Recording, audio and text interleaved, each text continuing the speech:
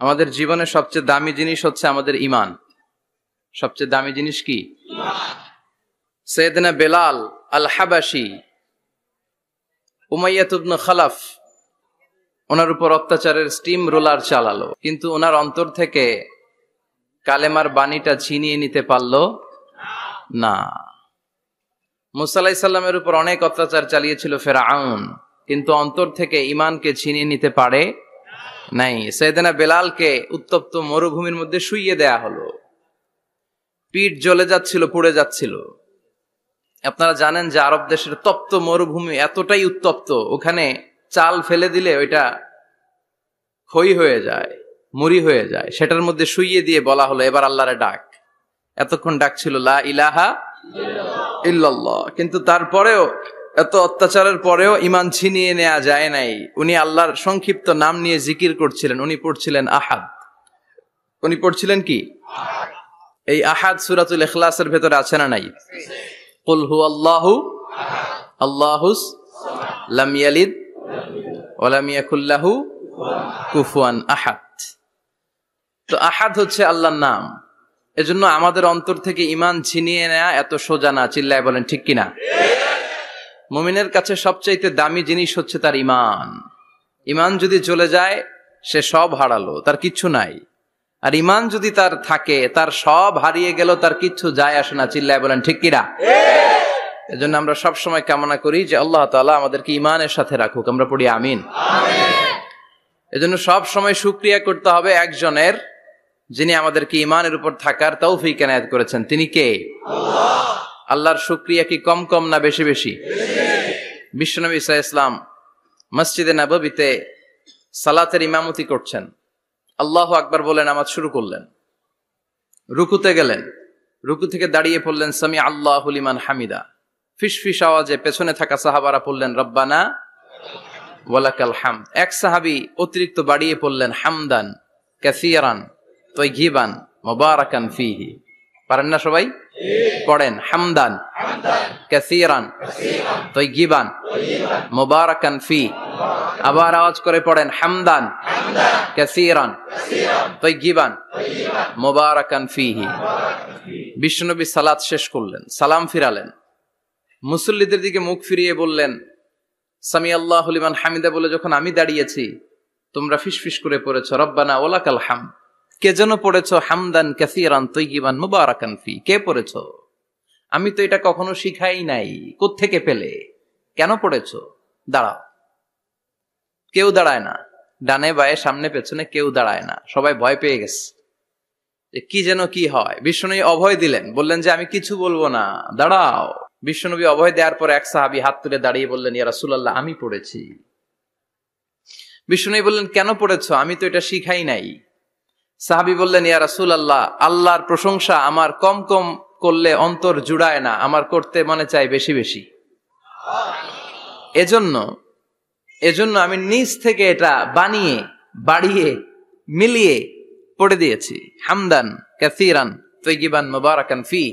বিশ্বনবী বললেন ভয় নাই, চিন্তা নাই, টেনশনের কোনো কারণ নাই, কারণ আমি সালাতে থাকা অবস্থায় দেখেছি তোমার এই অতিরিক্ত 4টা তাসবির সওয়াবটা, 4টা তাসবির সওয়াবটা বিদউ ওয়া সালাসুনা মালাইকা, 30-এরও বেশি ফেরেশতা কে কার আগে এই সওয়াবটা আল্লাহর আরশে পৌঁছে দিবে এ নিয়ে আকাশে প্রতিযোগিতা চলছিল।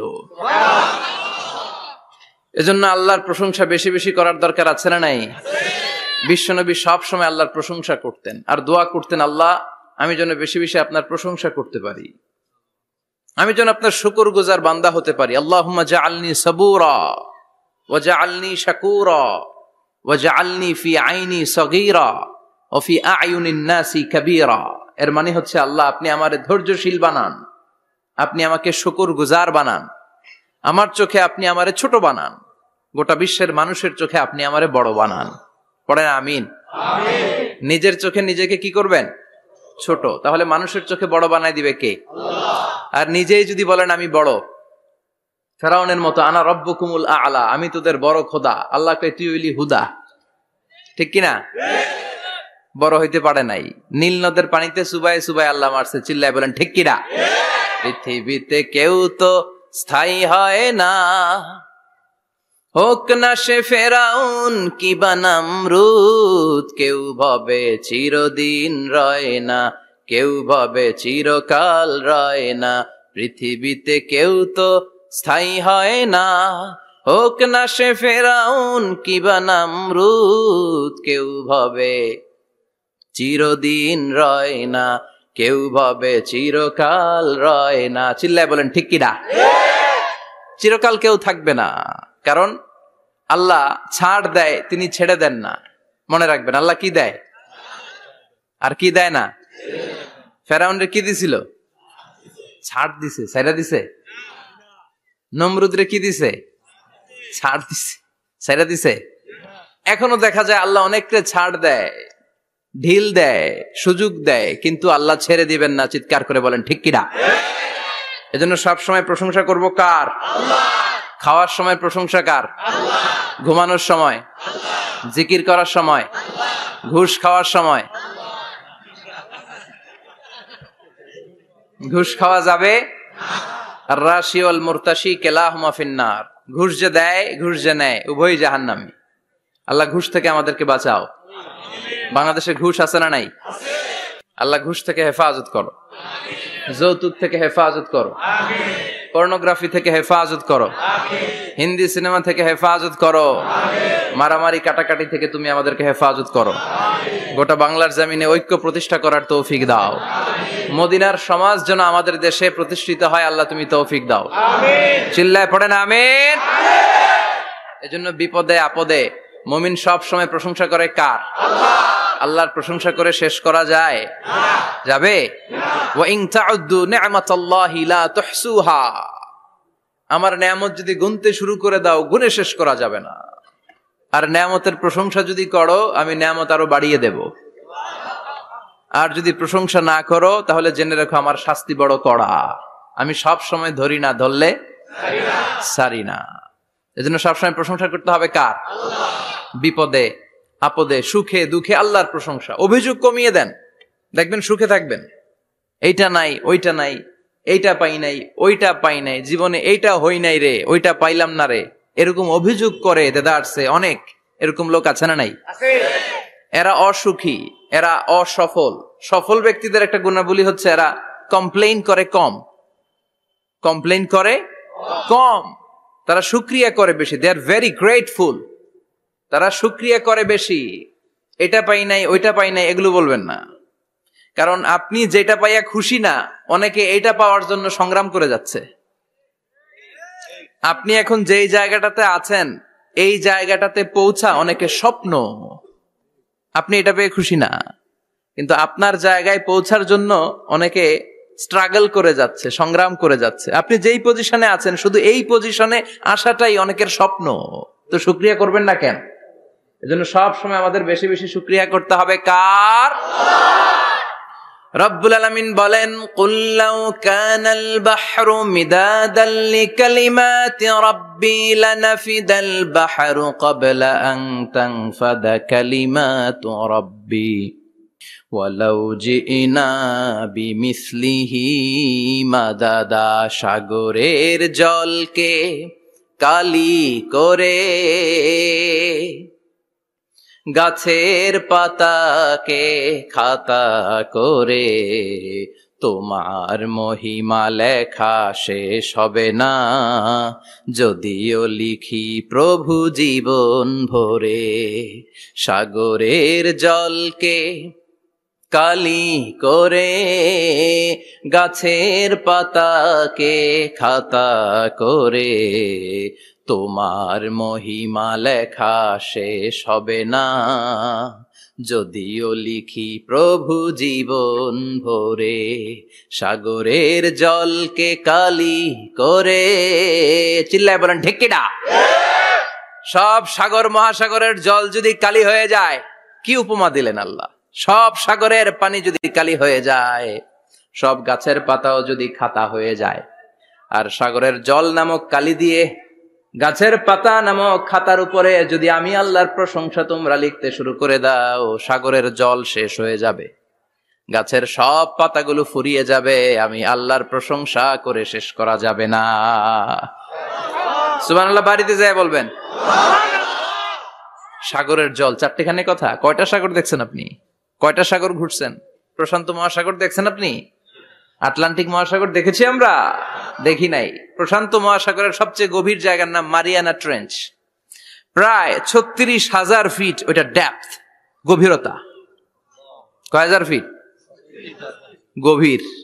আপনার বাড়ির যে পুকুর কয় হাত গভীর?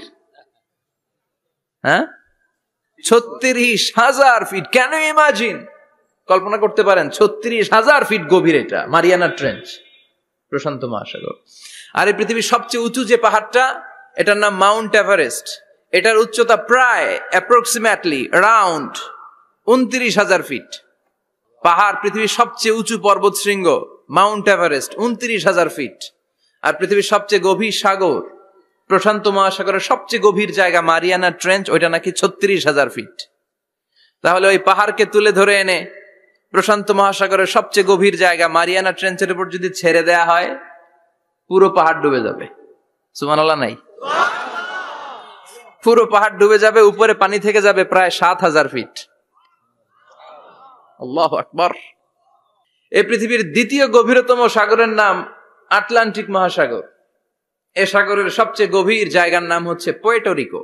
এই পুয়ের্টো রিকোর গভীরতা প্রায় 33,000 ফিট। কত? আর সবচেয়ে বড় পাহাড় 29,000 ফিট। তো এই সাগরেও যদি বড় পাহাড়টা, পৃথিবীর সবচেয়ে উঁচুতম পর্বত শৃঙ্গকে এনে ছেড়ে দেয়া হয়, পুরো পাহাড় পানিতে তলিয়ে তো যাবেই, এর উপরে আরো পানি থেকে যাবে 4,000 ফিট। সাগর, মহাসাগর, পানি বেশি না কম? জোরে বলেন। কি বিশাল আটলান্টিক মহাসাগর! লম্বায় তো অনেক বড়, আড়াআড়ি ভাবে এটারে ক্রস করে অনেক প্লেন, অনেক বিমান। আগে কনকর্ড ক্রস করতো হিথ্রো এয়ারপোর্ট থেকে জন এফ কেনেডি এয়ারপোর্টে ল্যান্ড করার জন্য। ঘন্টায় 1000 মাইল বেগে ছুটতো এই প্লেনগুলো। তারপরেও আড়াআড়ি ভাবে, লম্বায় না, আড়াআড়ি ভাবে আটলান্টিক মহাসাগরকে ক্রস করতে 3-4 ঘন্টা লেগে যেত। প্লেন যদি ঘন্টায় চলে 1000 মাইল বেগে, আর আটলান্টিক মহাসাগরের পাশ যেটা প্রশস্ত, এটা ক্রস করতে যদি 3 ঘন্টা লাগে, তাহলে পাশে কয় হাজার কিলোমিটার? 3,000 কিলোমিটার। সুবহানাল্লাহ কইবেন না? এত বিশাল বিশাল সাগর। সাগর কি, মহাসাগর কি এই দুইটা, যে প্রশান্ত আর আটলান্টিক? না, ভারত মহাসাগর, উত্তর মহাসাগর, দক্ষিণ মহাসাগর, বঙ্গোপসাগর, কৃষ্ণ সাগর, ভূমধ্য সাগর, লোহিত সাগর, চায়না সাগর, শত শত সাগরে ভরপুর মহাবিশ্ব। এই সব সাগরের পানি যদি কালি হয়ে যায়, কি হয়ে যায়? আর পৃথিবীতে যত গাছ আছে সব গাছের পাতা যদি খাতা হয়ে যায়, গাছ কয়টা আছে কুমিল্লায়? হ্যাঁ, অভাব নাই। তো কুমিল্লাতেই যদি অভাব নাই, তাহলে আফ্রিকার জঙ্গলের কি অবস্থা?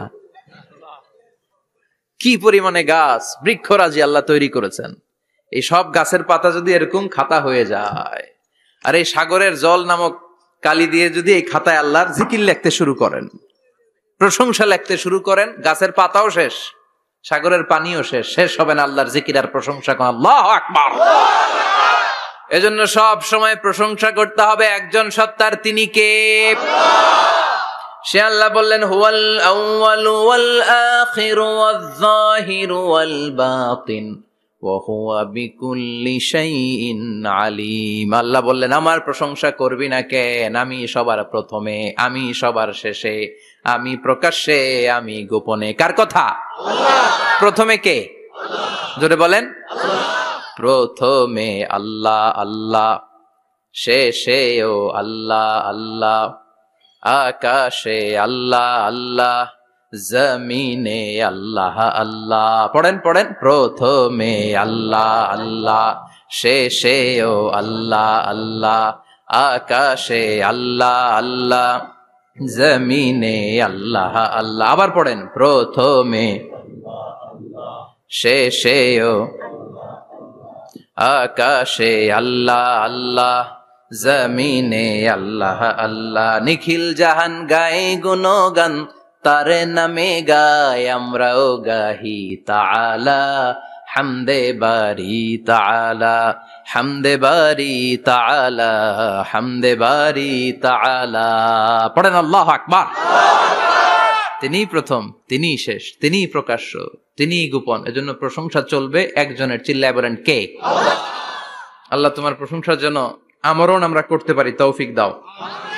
জোরে পড়েন আমিন। সুলতানপুর নুরানিয়া হাফিজিয়া মাদ্রাসা ও এতিমখানার উদ্যোগে আজকের এই প্রোগ্রাম সভাপতিত্ব করছেন আলহাজ শামসুল হক সরকার, অবসরপ্রাপ্ত সরকারি কর্মকর্তা। আসছেন সভাপতি, অসুস্থ, আল্লাহ তুমি সুস্থ করো। আমার আগে কথা বলছিলেন হযরত মাওলানা ইয়াহইয়া মাহমুদ দামাত বারাকাতুহু, প্রতিষ্ঠাতা প্রিন্সিপাল শাইখুল হাদিস জামিয়া দারুল উলুম রামপুরা ঢাকা। সুন্দর বয়ান করছিলেন, আমি খাচ্ছিলাম আর শুনছিলাম। প্রামাণ্য বর্ণনা করছিলেন কিভাবে কিয়ামত হবে, কিভাবে আমরা উঠব হুফাতান ওরাতান মুশাতান গুরলা, উলঙ্গ নেকেড। সেদিন আমাদের গায়ে জামা থাকবে? জ্যাকেট থাকবে খালি। কি থাকবে? কিছু থাকবে, জামা থাকবে না, পায়ে জুতা থাকবে না, পেটে খাবার থাকবে না, খালি থাকবে চিৎকার। সেদিন থাকবে কি? প্রতিদিন এগুলো রিমাইন্ডার দিবেন নিজেকে যে ওই দিনটার মুখোমুখি আমি হতে যাচ্ছি, আমি কি তৈরি করেছি আখিরাতে নাজাতের জন্য। প্রতিদিন ভাবতে হবে যে দাদা চলে গেল, বাবা চলে গেল, আমিও ওই একই পথের যাত্রী। দ্য ডেস্টিনেশন ইজ সেম, গন্তব্য এক, কেউ আগে কেউ পরে। এটাই ওয়াজ, এটাই দামি ওয়াজ। এটা মনে রাখলেই মানুষ আর চুরি করতে পারে না, মিথ্যা বলতে পারে না, ইফটিজিং করতে পারে না, পরকিয়া করতে পারে না, মতের বিরুদ্ধে গেলে তারে রামদা দিয়ে কোপাইতে পারে না। চিল্লা এখন ঠিক কিনা? এটাই হচ্ছে ইসলাম। আখিরাতের স্মরণ, যিকরাদ্দার, চলে যেতে হবে। ছোট্ট আছি, বড় হব। এই যে দাড়ি পাকা মুরব্বীরা যারা আছেন, ওনার মায়ের পেট থেকে তো এরকম সাদা দাড়ি নিয়ে বেরিয়েছিল না? ছোট্ট বাচ্চা হয়ে এসেছিল, ওনারা ওয়া ওয়া করে কেঁদেছে। শৈশব, কৈশোর, যৌবন, প্রৌঢ়ত্ব, বার্ধক্য, বয়সের ভার, চুল আর দাড়ির শুভ্রতা।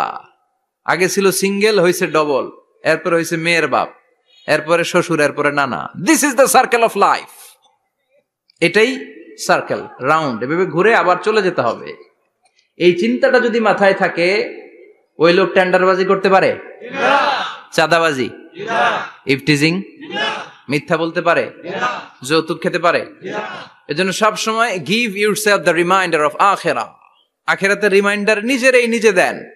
অন্যায় হয়ে গেলে, ভুল হয়ে গেলে রিমাইন্ডার দেন যে থাকতে আসি নাই, চলে যাব। কেউ থাকতে পারে নাই, নবীরাও পারে নাই। যেই মালাকুল মাউত রুহু কবজ করে, ওই ফেরেশতা থাকতে পারছে? চলে গেছে। আমাদেরকে চলে যেতে হবে। আল্লাহ বুঝার তৌফিক দাও। তো উনি এগুলো নিয়ে দেখলাম কথা বলছিল, চমৎকার বলছিল। এরকম ভালো আলেমদের দাওয়াত দেওয়া উচিত, যারা কিচ্ছার কাহিনী না বলে কনস্ট্রাকটিভ কথা বলে, কিছু শিখে যাওয়া যায়, কিছু জেনে যাওয়া যায়। পুঁজির বোঝাটা হালকা না, ভারী করা যায়, ঠিক কিনা? আল্লাহ আমাদেরকে তৌফিক দান করুক, উনি যা বললেন আমরা যেন আমল করতে পারি। আরো অনেকে কথা বলেছেন, যারাই বলেছেন নিঃসন্দেহে কোরআন থেকে বলেছেন। আমরা চাই এই কোরআনের কথা ছড়িয়ে পড়ুক শহর, গ্রাম, বন্দর, বিশ্বের আনাচে কানাচে, সব জায়গায়। রাজি আছেন তো? কোরআন দিয়ে দেশ চলুক আমরা চাই না? কোরআন দিয়ে সমাজ চলুক আমরা চাই না? কোরআনের ভেতরে সব সমস্যার সমাধান দিয়েছে কে? সমাধান চাও যদি জীবনে মরণে, ফিরে যাও খুঁজে নাও, চোখ রাখো কোরআনে। পড়েন সবাই, সমাধান ফিরে যাও খুঁজে নাও, চোখ রাখো কোরআনে। If you want the solution this দুনিয়া এন্ড আখিরা, go back, have a look to the holy কোরআনে। ঠিক কিনা? Go back, sit down and have a look to the Quran. বসো, ঠান্ডা মাথায় দেখো কোরআনে কি বলেছে আল্লাহ। প্রবলেম সলভিং মেথোডোলজি, সব সমস্যার সমাধান এই কোরআনে আছে না নাই? এই কোরআনের মজলিসে আজকে আসতে বসতে পেরে খুশি না বেজার? কম না বেশি? আসুন আমরা আল্লাহর দরবারে শুকরিয়া জানাই আর পড়ি আলহামদুলিল্লাহ। প্রাণটা খুলে পড়েন আলহামদুলিল্লাহ। আল্লাহর একটা ডাক দেন, বলেন ইয়া আল্লাহ। আরো জোরে পড়েন ইয়া আল্লাহ। আল্লাহ তুমি কবুল করো। আমরা সরাসরি এই বইটা থেকে এখন কথা শুনবো। এই দেখেন, পৃথিবীর কোনো বইয়ে এত ময়লা থাকে না যত ময়লা থাকে কোরআনে। কারণ সমাধান দিবে তো, এজন্য ময়লা টয়লা নিয়ে সব সমাধান করে ফেলবে কোরআন। যত জায়গায় তাফসির করতে যাই, ধুলাবালি মিশে থাকে। Quran for not your bookshelf, Quran is for yourself. Quran আপনার বুক সেলফের জন্য না, কোরআন আপনার জন্য। আমরা বুক সেলফে রাখি, তাও নিচের তাকে না, উপরের তাকে, যাতে কেউ নাগাল না পায়। এরকম ডাকাইতে আছে না নাই? কোরআনের সাথে অ্যাটাচমেন্ট বাড়াতে হবে। You have to increase your attachment with the holy Quran. এটা এনলাইটেন করতে এসেছে আপনার জীবনকে, আলোকিত। এই যে আমরা কোরআনের উপর আলোকপাত করি না, এটা এনলাইটেন করে, আলো বিচ্ছুরিত করে, আপনার জীবনকে উজালা করবে। এজন্য কোরআনের সাথে সম্পর্ক বাড়াতে হবে, শুদ্ধভাবে পড়তে জানতে হবে, অর্থ জানতে হবে। আল্লাহ কি বলেছেন জানতে মনে চায় না? আসুন আমরা জানার চেষ্টা করি। আল্লাহ তুমি তৌফিক দাও, পড়েন আমিন। আমি আপনাদের খেদমতে সূরা ইয়াসিন থেকে তেলাওয়াত করছি, টের পাইছেন? তো সূরা ইয়াসিন থেকে আজকে আমরা কথা শুনবো, ইনশাআল্লাহ। পড়েন যতটুকু আমাদের সাধ্যে কুলায়। এটা মাক্কি সূরা। সূরা ইয়াসিনটা কি সূরা? বিশ্বনবীর জীবনে দুইটা পর্ব, একটা মাক্কি পর্ব, একটা মাদানী পর্ব। একটা হচ্ছে মাক্কি ইনিংস আর একটা মাদানী ইনিংস। ক্রিকেটে ইনিংস থাকে, ফার্স্ট ইনিংস, সেকেন্ড ইনিংস, বুঝতে সুবিধা না? কমন পড়ছে সবার? তো এটা হচ্ছে বিশ্বনবীর মাক্কি ইনিংসের একটা সূরা। মাক্কি ইনিংসের বৈশিষ্ট্য হচ্ছে বিশ্বনবী তাওহীদের দাওয়াত দিয়েছেন, রিসালাতের দাওয়াত দিয়েছেন, আখিরাতের কথা বলেছেন, একটু নরম নরম কথা বলেছেন। কারণ চারদিকে খালি মাইর, চারদিকে কি কোরআনের কথা বললে মাইর আছে না? মার খেতে হয়, বকা শুনতে হয়। চিল্লা এখন ঠিক কিনা? বিশ্বনবীরে বলা হলো এগুলো ছেড়ে দেন, এগুলো ছেড়ে দেন। সুন্দরী নারী দেব, টাকার পাহাড় দেব, ক্ষমতার চেয়ারে বসিয়ে দেব, সব দিব। এই হচ্ছে আমাদের 3 দফা। নারী দিব, সম্পদ দিব, ক্ষমতা দিব। বিশ্বনবী বললেন আমার খালি 1 দফা। আমার কয় দফা? 1 দফা। লা ওয়াদাউ আশ-শামসা ফি ইয়ামিনি, সূর্য যদি ডান হাতেও দাও, ওয়াল কামারা ফি ইয়াসারি, চন্দ্র যদি বাঁ হাতেও দাও, এই কালেমার দাওয়াত থেকে 1 হাতও আমারে পিছনে নেওয়া যাবে না। চিল্লা এখন ঠিক কিনা? মুমিন কখনো ভয় পায় না, মুমিন কখনো পিছু হটে না, মুমিন স্ট্র্যাটেজি চেঞ্জ করে, মুমিন কৌশলী হয়। এই রাস্তা দিয়ে যাওয়া যায় না, বৈশা বৈশা কেঁদে লাভ নাই, রাস্তা আরেকটা খুঁজতে হবে, আরেকটা রাস্তা বানায় নিতে হবে। এটাই হচ্ছে মুমিনের বৈশিষ্ট্য। আল্লাহ তুমি বুঝার তৌফিক দাও। তো বিশ্বনবীর মাক্কি ইনিংসের খেলার সিস্টেম ছিল ঠ্যাক দিয়ে খেলতেন। ক্রিকেটে কি বলে যে উইকেট বাঁচায় খেলতে হবে, তোমার উইকেট যাতে পড়ে না যায়, তো ঠেকায় ঠেকায় খেলে। তো বিশ্বনবী ঠেকায় ঠেকায় খেলছেন, আর 4 ছক্কা মারছে সব মাদানী ইনিংসে। সুবহানাল্লাহ নাই? মাদানী ইনিংসে বিশ্বনবী গর্জে উঠলেন। তো বিশ্বনবী মাদানী ইনিংসে যেটা করেছেন সেটা হচ্ছে সমাজ সংস্কার করেছেন। He was a very good reformer of the society. As a father, as a husband, as a reformer of the society, as a lawgiver, as a lawmaker, as a commander, and as a messenger, Muhammad is the Superman of the world. স্বামী হিসেবে, বাবা হিসেবে, নেতা হিসেবে, নবী হিসেবে, সমাজ সংস্কারক হিসেবে, আইন প্রণেতা হিসেবে মুহাম্মদ হচ্ছেন এই পৃথিবীর জন্য সুপারম্যান। তার কোনো তুলনা হয় না, বিশ্বনবীর কোনো তুলনা হয় বিয়ন্ডলেস, বাউন্ডলেস, বটমলেস। তারা নিয়ে কথা বলতে গেলে সময় ফুরায় যাবে, মাইকের ব্যাটারি শেষ হয়ে যাবে, মাগার কথা শেষ হবে। এজন্য ওনার জীবনের ক্ষেত্রে বলা হয় বিয়ন্ডলেস, বাউন্ডলেস, বটমলেস। অসাধারণ ব্যক্তিত্ব, সুপার ক্যালিফ্রাজিলিস্টিক এক্সপিয়ালিডোসাস, অসাধারণ, যার কোনো তুলনা হয় না, এক্সেলেন্ট, আনপ্যারালাল। মাদানী জীবনে উনি সশস্ত্র সংগ্রাম করলেন, সংস্কার করলেন সমাজটাকে, সেনাবাহিনী বানালেন। তখন আর নরম নরম ভাবে খেলে নাই, গরম ভাবে খেলেছে। এটা হচ্ছে ইমানের দাবি।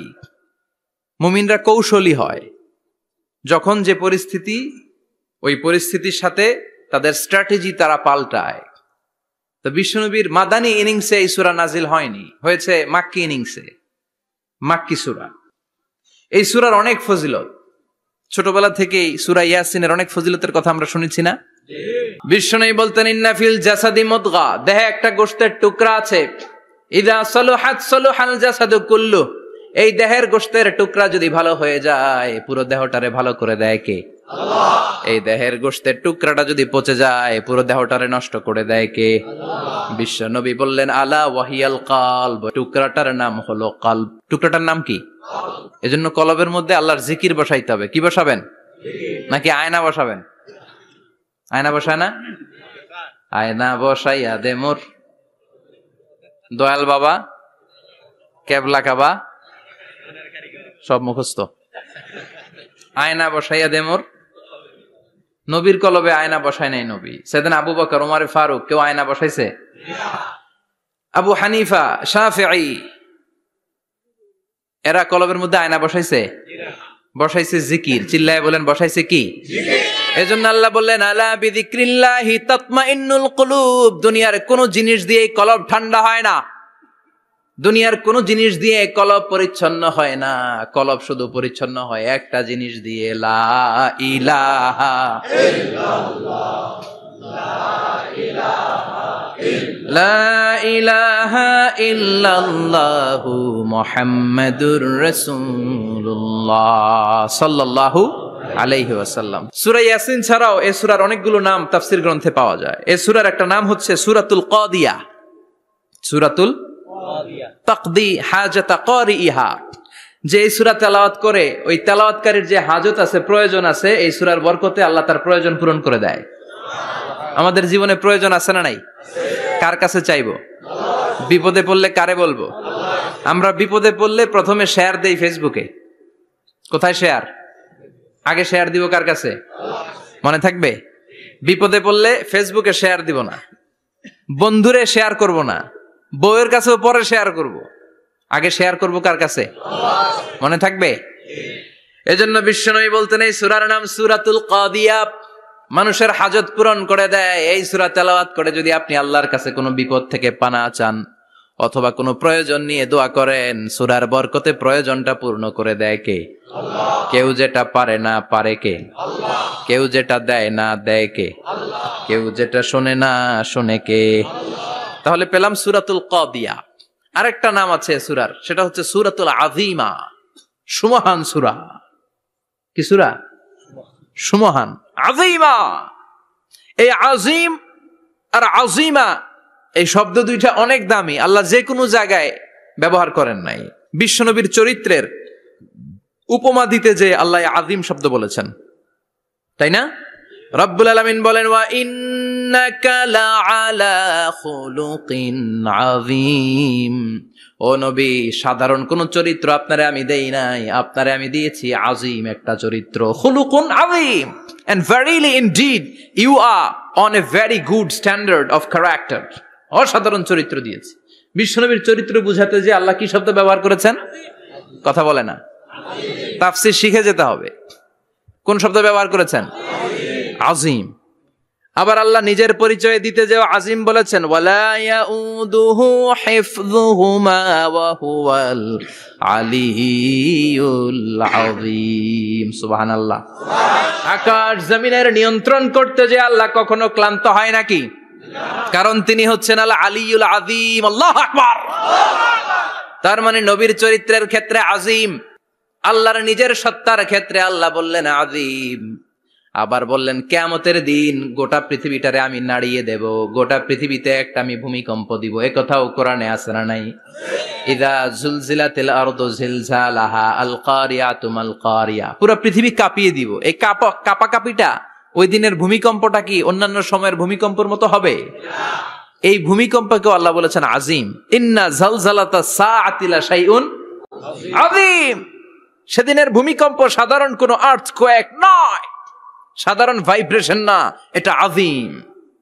আবার আল্লাহ কোরআনকেও আযীম বলেছেন, ওয়ালাকাদ আতাইনাকা সাবআম মিনাল মাসানি ওয়াল কুরআনাল আযীম। ও নবী, আমি আপনার নিত্য পাঠনীয় সপ্তবাক্য সূরাতুল ফাতিহা দিয়েছি, সাথে সাথে কোরআনে আযীম দান করেছি। সুবহানাল্লাহ। তার মানে কোরআনের ক্ষেত্রে আযীম, কিয়ামতের ভূমিকম্প এটা আযীম, আল্লাহ নিজেও আযীম, বিশ্বনবীর চরিত্র আযীম। আবার এই সূরাটাও যেহেতু দামি, এজন্য এই সূরার নাম সূরাতুল আযীমা। সূরাতুল আযীমা, সুমহান সূরা। এটা যেন তেন সূরা নয়। সুবহানাল্লাহ পড়েন। তার মানে এক নম্বরে পেলাম সূরাতুল কাদিয়া, দুই নম্বরে পেলাম সূরাতুল আযীমা, তিন নম্বরে সূরার আরেক নাম হলো সূরাতুল মুইম্মা। সূরাতুল মুইম্মা। মুইম্মার দুই অর্থ। এক অর্থ হচ্ছে এটার বরকতটা আম, সবার জন্য, যেই পড়ে সেই বরকত পায়, এজন্য মুইম্মা। আবার মুআম্মার আরেক অর্থ হচ্ছে যেই সূরা শত্রুকে অন্ধ করে দেয়। কি করে দেয়? এই সূরার প্রথম 9টা আয়াত যদি বিপদে পড়ে, শত্রুর কবলে পড়ে আপনি তেলাওয়াত করেন, শত্রুর চোখটারে অন্ধ করে দিবে কে? আল্লাহ। বিশ্বনবী মক্কা থেকে যখন মদিনায় যায়, হিজরতের সময় বিশ্বনবী সূরাত ইয়াসিনের প্রথম 9টা আয়াত তেলাওয়াত করলেন। তেলাওয়াত করে আল্লাহর নাম নিয়ে ঘর থেকে বের হলেন। আশেপাশে কাফেররা ঘুরে কিন্তু বিশ্বনবীরে দেখে না, সবাই খেলে এরকম এরকম করে, ডানে বায়ে হাতায় বিশ্বনবীর সামনে দিয়ে যায়, কিন্তু কাফেরদের চোখ অন্ধ করে দিয়েছে কে? আল্লাহ। এজন্য কোরআন তেলাওয়াত করলে কাফেরদের চোখকে অন্ধ বানায় দেয় কে? আল্লাহ। এজন্য সূরার একটা নাম হচ্ছে সূরাতুল মুআম্মা।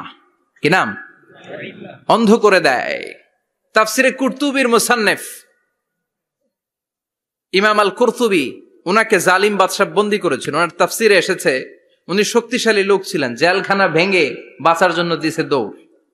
উনারেও ধরার জন্য জালিম বাদশার সৈনিকেরা ঘোড়া নিয়ে রওনা হয়েছে, উনিও দৌড়ায়, ঘোড়াও পেছন থেকে আসে। ওমিয়া মানুষ কি ঘোড়ার দৌড়ের সাথে পারে?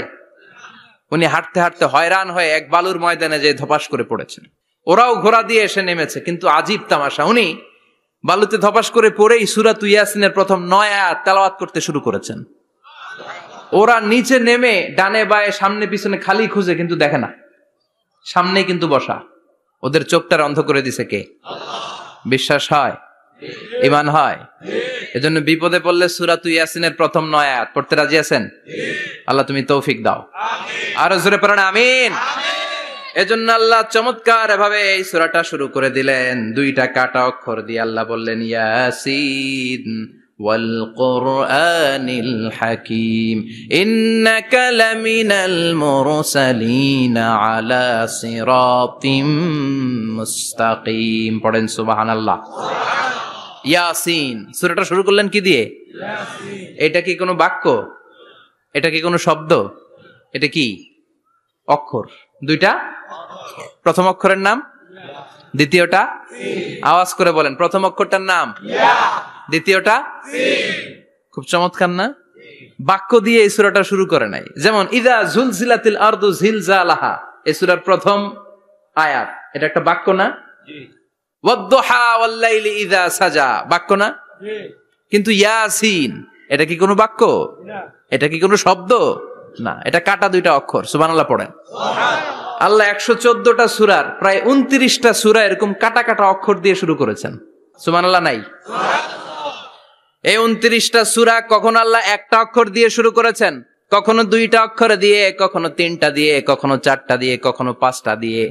একটা অক্ষর দিয়ে আল্লাহ কোরআনের সূরা শুরু করেছেন। এরকম একটা সূরা বলেন, নুন ওয়াল কলামি ওয়া মা ইয়াসতুরুন।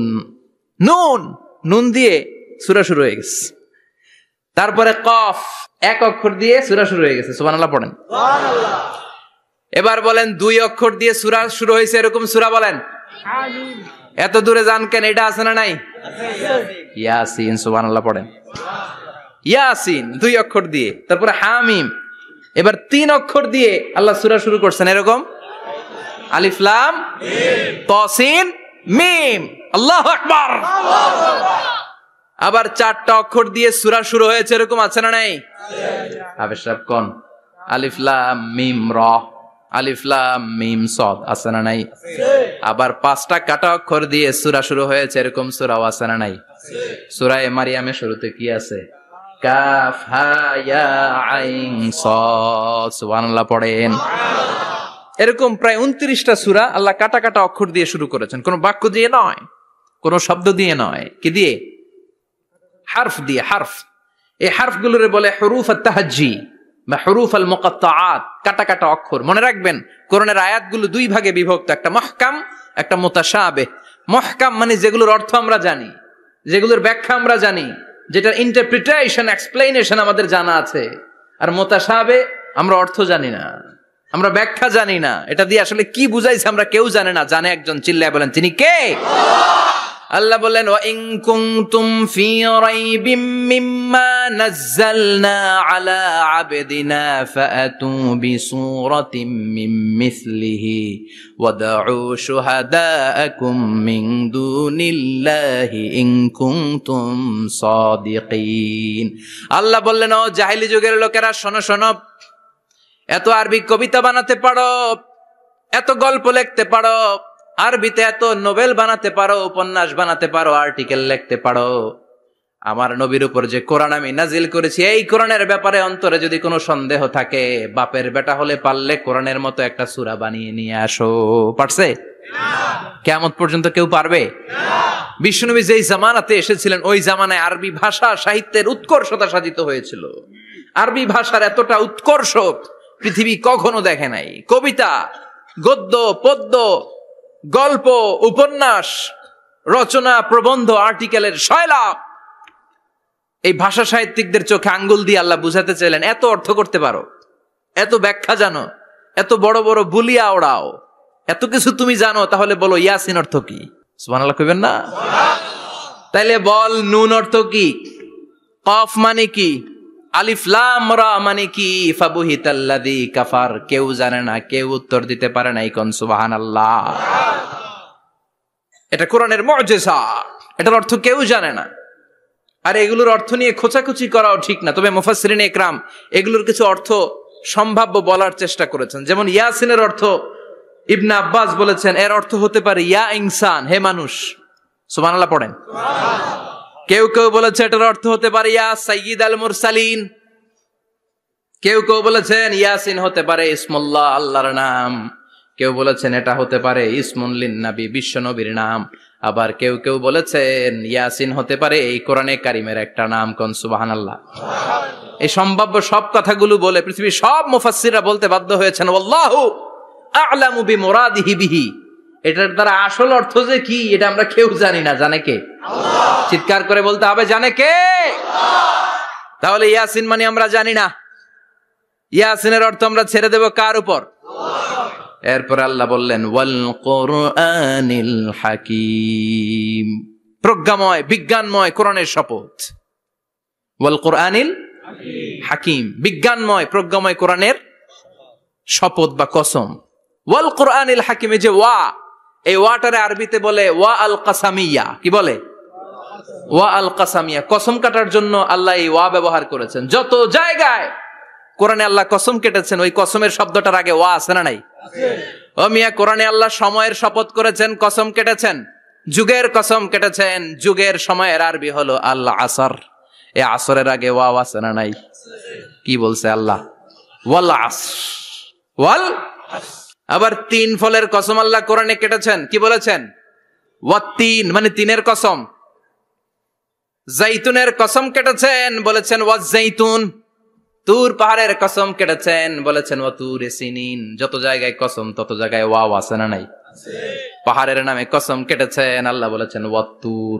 সূর্যের নামে কসম কেটেছেন, আল্লাহ বলেছেন ওয়াশ-শামসি ওয়া দুহাহা। সুবহানাল্লাহ কইবেন না? ফজরের নামে কসম কেটেছেন, কি বলেছেন? ওয়াল ফাজর। জিলহজ মাসের প্রথম 10 রাতের কসম কেটেছেন, কি বলেছেন? ওয়া লায়ালিন আশর। জোর আর বেজরের কসম কেটেছেন, আল্লাহ বলেছেন ওয়াশ-শাফঈ ওয়াল ওয়াতর। সূরা ইয়াসিনে কাটা কাটা 2টা অক্ষরের পরে রব্বুল আলামিন কোরআনের কসম কেটেছেন। এজন্য আল্লাহ বলেছেন ইয়াসিন ওয়াল কোরআনিল হাকিম। ইয়াসিন ওয়াল কোরআনিল হাকিম, প্রজ্ঞাময় বিজ্ঞানময় কোরআনের শপথ। কোরআনের মধ্যে বিজ্ঞান আছে না নাই? বেশি না কম? বিশ্বাস হয় না নাস্তিকদের কথা বিশ্বাস হয়? নাস্তিকরা বলে কোরআনের মধ্যে বিজ্ঞান নাই, কোরআনের মধ্যে সায়েন্স নাই, কোরআনের ভেতরে টেকনোলজি নাই। কিন্তু কোরআন বলে এমন কিছু নাই, মানুষের প্রয়োজনীয় এমন কিছু নাই যেটা আমার ভিতরে নাই। আল্লাহু আকবার।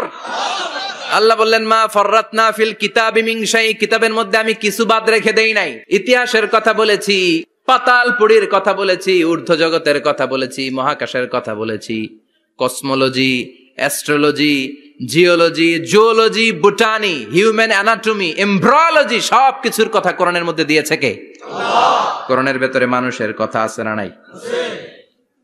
কোরআনের মধ্যে গাভীর কথা আছে না নাই? গাভীর কথাও আছে। কই আছে? হ্যাঁ, সূরাতুল গাভীর সূরা। সুবহানাল্লাহ কইবেন না? মানুষের কথা আছে সূরাতুল ইনসান, জিনদের কথা আছে সূরাতুল জিন, মাকড়সার কথা আছে সূরাতুল আনকাবুত, মৌমাছির কথা আছে সূরাতুন নাহাল। মৌমাছির কথা বলেছেন, দুধের কথা বলেছেন, প্রাণীর কথা বলেছেন, খাদ্যের কথা বলেছেন, মানুষের দেহ বৈশিষ্ট্যের কথাও বলেছেন। চিৎকার করে পড়েন আল্লাহু আকবার। আল্লাহ বললেন ওয়া আওহা রাব্বুকা ইলান নাহলি আনিত্তাখিযি মিনাল জিবালি বুয়ুতাও ওয়া মিনাশ শাজারি ওয়া মিম্মা ইয়ারিশুন। সুবহানাল্লাহ পড়েন। ওয়া আওহা রাব্বুকা ইলান নাহল, আল্লাহ মৌমাছির কাছে সিক্রেট মেসেজ পাঠিয়েছেন। সুবহানাল্লাহ পড়েন। ওহীকে আরবিতে বলে সিক্রেট মেসেজ। সায়েন্টিফিক আলোচনা শুরু হইতেছে, মনোযোগ আছে না গেছে? জিমানি ধরছে? হ্যাঁ, মনোযোগ আছে না গেছে? আল্লাহ মৌমাছিকে ওহী করেছেন। কি করেছে দেখেন, ওয়াল কোরআনিল হাকিম, আল্লাহ যে বললেন শেষ হবে না এই কথা। ওয়াল কোরআনিল হাকিম, বিজ্ঞানময় কোরআনের শপথ, প্রজ্ঞাময় কোরআনের শপথ। বিশ্বনবী বলেন লা তুহসা আজাইবুহু, কোরআনের আশ্চর্যান্বিতার কোনো শেষ নাই। ওয়ালা তাবলা গারাইবুহু, কোরআন কোনদিন কারো কাছে পুরাতন মনে হয় না। ফিহি মাসাবিহুল হুদা, কোরআনের মধ্যে আছে হেদায়েতের মশাল। ওয়া মানারুল হিকমা, কোরআন হলো বিজ্ঞানের সুউচ্চ মিনার। লা তুহসা আজাইবুহু, কোরআনের আশ্চর্যান্বিতার শেষ নাই। যতই পড়বেন আপনি আশ্চর্য হয়ে যাবেন, যতই স্টাডি করবেন, যতই অধ্যয়ন করবেন, আপনার চোখকে খুলে দিবে কে? আল্লাহ। ওয়ালা তাবলা গারাইবুহু, কোরআন কখনো পুরাতন হয় না। পুরান হয় নাকি? যার বয়স 50 বছর ধরে নামাজি মানুষ, প্রতি নামাজের প্রত্যেক রাকাতে কোন সূরা পড়া লাগে? তো 50 বছর যদি কেউ নামাজি হয়, তাহলে কত লক্ষবার উনি সূরা ফাতিহা পড়ছে উনি নিজে জানে? তারপরেও কোনোদিন কি মনে হয়েছে সূরা ফাতিহাটা একটু পুরান পুরান লাগে? আজকে কুল হল্লা দিয়ে শুরু করুন, কথা বলেন। পুরান লাগছে কোনোদিন? এত পড়ছে এটা, আজকে আর এটা না, আজকে আর একটা, এরকম মনে হয়? ওয়ালা তাবলা গারাইবুহু, পুরান লাগে না। প্রতিদিন নতুন, প্রতিনিয়তই নতুন, অলওয়েজ নিউ, সব সময় নতুন। এজন্য বিশ্বনবী বললেন লা তুহসা আজাইবুহু, কোরআনের আশ্চর্যান্বিতার শেষ নাই। ওয়ালা তাবলা গারাইবুহু, কোরআন কখনো পুরাতন হয় না। ফিহি মাসাবিহুল হুদা, কোরআনের মধ্যে আছে হেদায়েতের মশাল। ওয়া মানারুল হিকমা, কোরআন হলো বিজ্ঞানের সুউচ্চ মিনার। সুবহানাল্লাহ। আল্লাহ বললেন ওয়া আওহা রাব্বুকা ইলান নাহল, আমি মৌমাছির কাছে মেসেজ দিলাম, সিক্রেট মেসেজ। আনিত্তাখিযি মিনাল জিবালি বুয়ুতা, তোমরা পাহাড়ের মধ্যে তোমাদের বাড়ি বানাও, মৌচাক বানাও। ওমিনাশ শাজার, গাছের মগ ডালে, বড় বড় ডালে তোমরা বাসা বানাও। ওয়া মিম্মা ইয়ারিশুন, উঁচু উঁচু জায়গায় মৌচাক বানাও, যাতে করে গ্রামের ছোট্ট ছেলেরা ঢিল মারতে না পারে। কোন সুবহানাল্লাহ। মৌমাছির আল্লাহ শিখাই দিছে। নিচু জায়গায় কোনোদিন মৌমাছির বাসা দেখবেন? নিচু জায়গায় সহজে নাগাল পাওয়া যায়, ধরা যায়। কথা কন। ডাল বেয়ে মগ ডালে ওঠা লাগে মধু খাইতে চাইলে। চিল্লায় বলেন ঠিক কিনা? আল্লাহ সিক্রেট মেসেজ দিলেন আর বললেন আনিত্তাখিযি। আলেম যারা আছেন বলেন তো, ইত্তাখিযি এটা কি মুজাক্কারের সিগা না মুয়ান্নাসের সিগা? কথা কইতে হবে। কেউ নাই এটার উত্তর দেওয়ার মতো? মুয়ান্নাস, মাশাআল্লাহ। এটা স্ত্রীবাচক শব্দ। আল্লাহ মৌমাছিকে যে মেসেজ করছে পুরুষ মৌমাছিরে কয় নাই, এটা নারী মৌমাছিরে কইছে। চিল্লা এখন সুবহানাল্লাহ। এখন গবেষণা করে দেখা গিয়েছে, কার্ল ভন ফ্রিচ একজন অস্ট্রিয়ান বিজ্ঞানী, উনি এটা নিয়ে গবেষণা করে 73 সালে 1973 নোবেল পেয়ে গেছে। এই আয়াতের উপর গবেষণা করে আল্লাহ কেমন করে সিক্রেট মেসেজ দিয়েছেন, কেমন করে মৌমাছি মৌচাকের বাসা বাঁধে, কেমন করে মধু আহরিত হয়, এটার উপর গবেষণা করে উনি একটা বই লিখেছেন, দ্য ডান্সিং বিজ। নেচে যাওয়া মৌমাছিগুলো, নাচতে নাচতে যেতে থাকা মৌমাছিগুলোর উপর একটা বই লিখে, দ্য ডান্সিং বিজ লিখে উনি নোবেল প্রাইজ পেয়েছেন এই মধুর উপরে। চিল্লায় পড়েন আল্লাহু আকবার। এখন কোরআনের আয়াত থেকে বোঝা গেল আনিত্তাখিযি মিনাল জিবালি বুয়ুতা, আল্লাহ নারী মৌমাছিকে বলেছেন মৌচাক বানাও, তোমাদের মধু রাখার জন্য বাসা বানাও। কার্ল ভন ফ্রিচ গবেষণা করে পেয়েছে মৌচাকের বাসা বানানো হয়, মধু আহরণ করা হয়। যেই মৌমাছিটা নেতৃত্ব দেয় এটা পুরুষ মৌমাছি নয়, এটা হলো মহিলা মৌমাছি। কোন সুবহানাল্লাহ। পুরো মৌচাকের মধ্যে মধু আহরণ, মধু নেওয়া, পুরো প্রসিডিউরটা সারার জন্য কোনো পুরুষ মৌমাছি লিডিং দেয় না, লিডিং দেয় একটা নারী মৌমাছি, স্ত্রী মৌমাছি। এজন্য ইত্তাখিয, ম্যাসকুলিন জেন্ডার ইউজ না করে আল্লাহ বলেছেন ইত্তাখিযি। নারী মৌমাছিকে আল্লাহ অ্যাড্রেস করে বলেছেন যাও মৌচাক বানাও আর এটার মধ্যে মধু আহরণ করো। চিল্লায় পড়েন আল্লাহু আকবার। আল্লাহ বললেন ইত্তাখিযি মিনাল জিবালি বুয়ুতা, পাহাড়ের মধ্যে ঘর বানাও, অমিনাস সাজার গাছের বড় ডালের মধ্যে ঘর বানাও, ওয়ামিম্মা ইয়ারিশুন উঁচু উঁচু জায়গায় ঘর বানাও। উনি গবেষণা পেয়েছেন এই মধুর মধ্যে অসাধারণ কিছু ন্যাচারাল অ্যান্টিসেপটিক আছে। কি আছে? Natural antiseptic. এটার নাম হচ্ছে প্রপিলিস।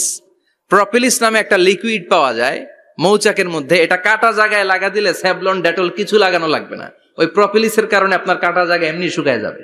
সুবহানাল্লাহ পড়েন। দ্বিতীয় বিশ্বযুদ্ধে রাশিয়ান যত সৈনিকরা যুদ্ধে আহত হতো, ওরা আলাদা করে অ্যান্টিসেপটিক খাইতো না, ওরা মধু আইনা লাগাই দিত আর সুস্থ হয়ে যেত। সুবহানাল্লাহ পড়েন। নিউজিল্যান্ডের কিছু বিজ্ঞানীরা আবিষ্কার করেছে মৌমাছির হুলের ভিতরে রেমিটিক ফিভারের অ্যান্টিবায়োটিক আছে। অনেকের বাত জ্বর হয়, বাতের ব্যথা থাকে না? থাকে, মুরব্বীদের বেশি হয়। ওই জায়গার মধ্যে যদি আপনি মৌমাছি এনে ঢুকাই দিতে পারেন, মৌমাছির হুল লাগাই দিতে পারেন, ভালো হয়ে যাবে। মৌমাছি যখন হুল ফুটায় আরাম লাগে না অনেক? খাইছেন? কামড় খাইছেন? হ্যাঁ, মজা লাগে। তো নিউজিল্যান্ডের এই গবেষকরা এরা আবিষ্কার করেছে যে মৌমাছি যদি হুল ফুটিয়ে দেয়, ওইখানে বাতের ব্যথা থাকলে, বেদনা থাকলে এটা ভালো হয়ে যাবে। আমি নিজে দেখেছি, বিবিসি একটা ডকুমেন্টারি। ইজিপশিয়ান একজন ফিজিশিয়ান, চিকিৎসক, উনি ওনার বাতের ব্যথায় আক্রান্ত যত রুগীরা আছে ওদের গায়ের মধ্যে মৌমাছি এনে এনে নিজে নিজে হুল ফুটায়। রুগী চিৎকার মারে, ও মাগো, ও আল্লাহ গো, কিন্তু একদিন পরে ব্যথা নাই, আর কয় ভালো হয়ে গেছি। সুবহানাল্লাহ কইবেন না?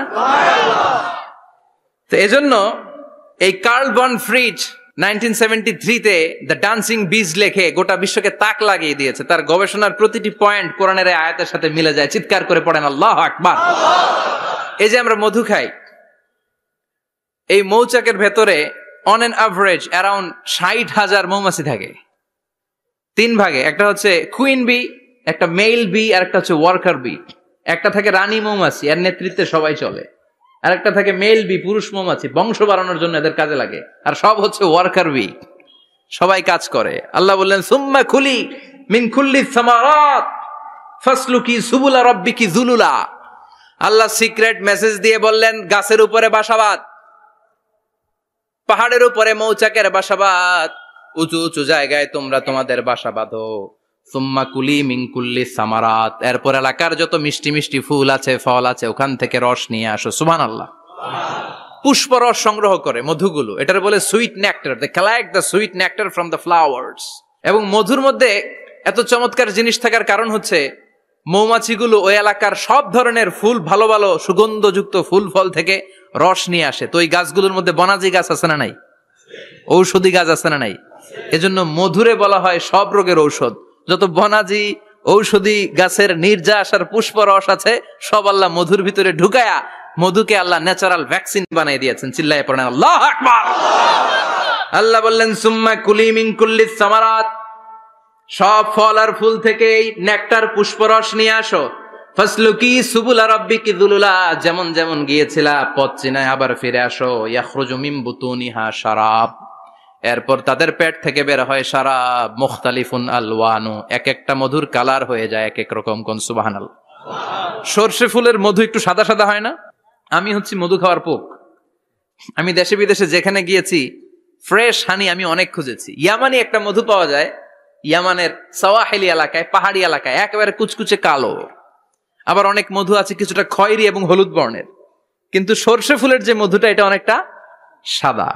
এই পুষ্পরস নিয়ে মৌমাছিগুলো মৌচাকের মধ্যে ঢেলে দেয় না, এগুলো খেয়ে ফেলে। প্রত্যেকটা মৌমাছির পেটের ভেতরে আল্লাহ 2টা করে স্টোমাক দিয়েছে, পাকস্থলী। সুবহানাল্লাহ পড়ে। এটাই Karl von Frisch the dancing bees বইয়ের মধ্যে লিখেছে গবেষণায়, যে 2টা পাকস্থলী।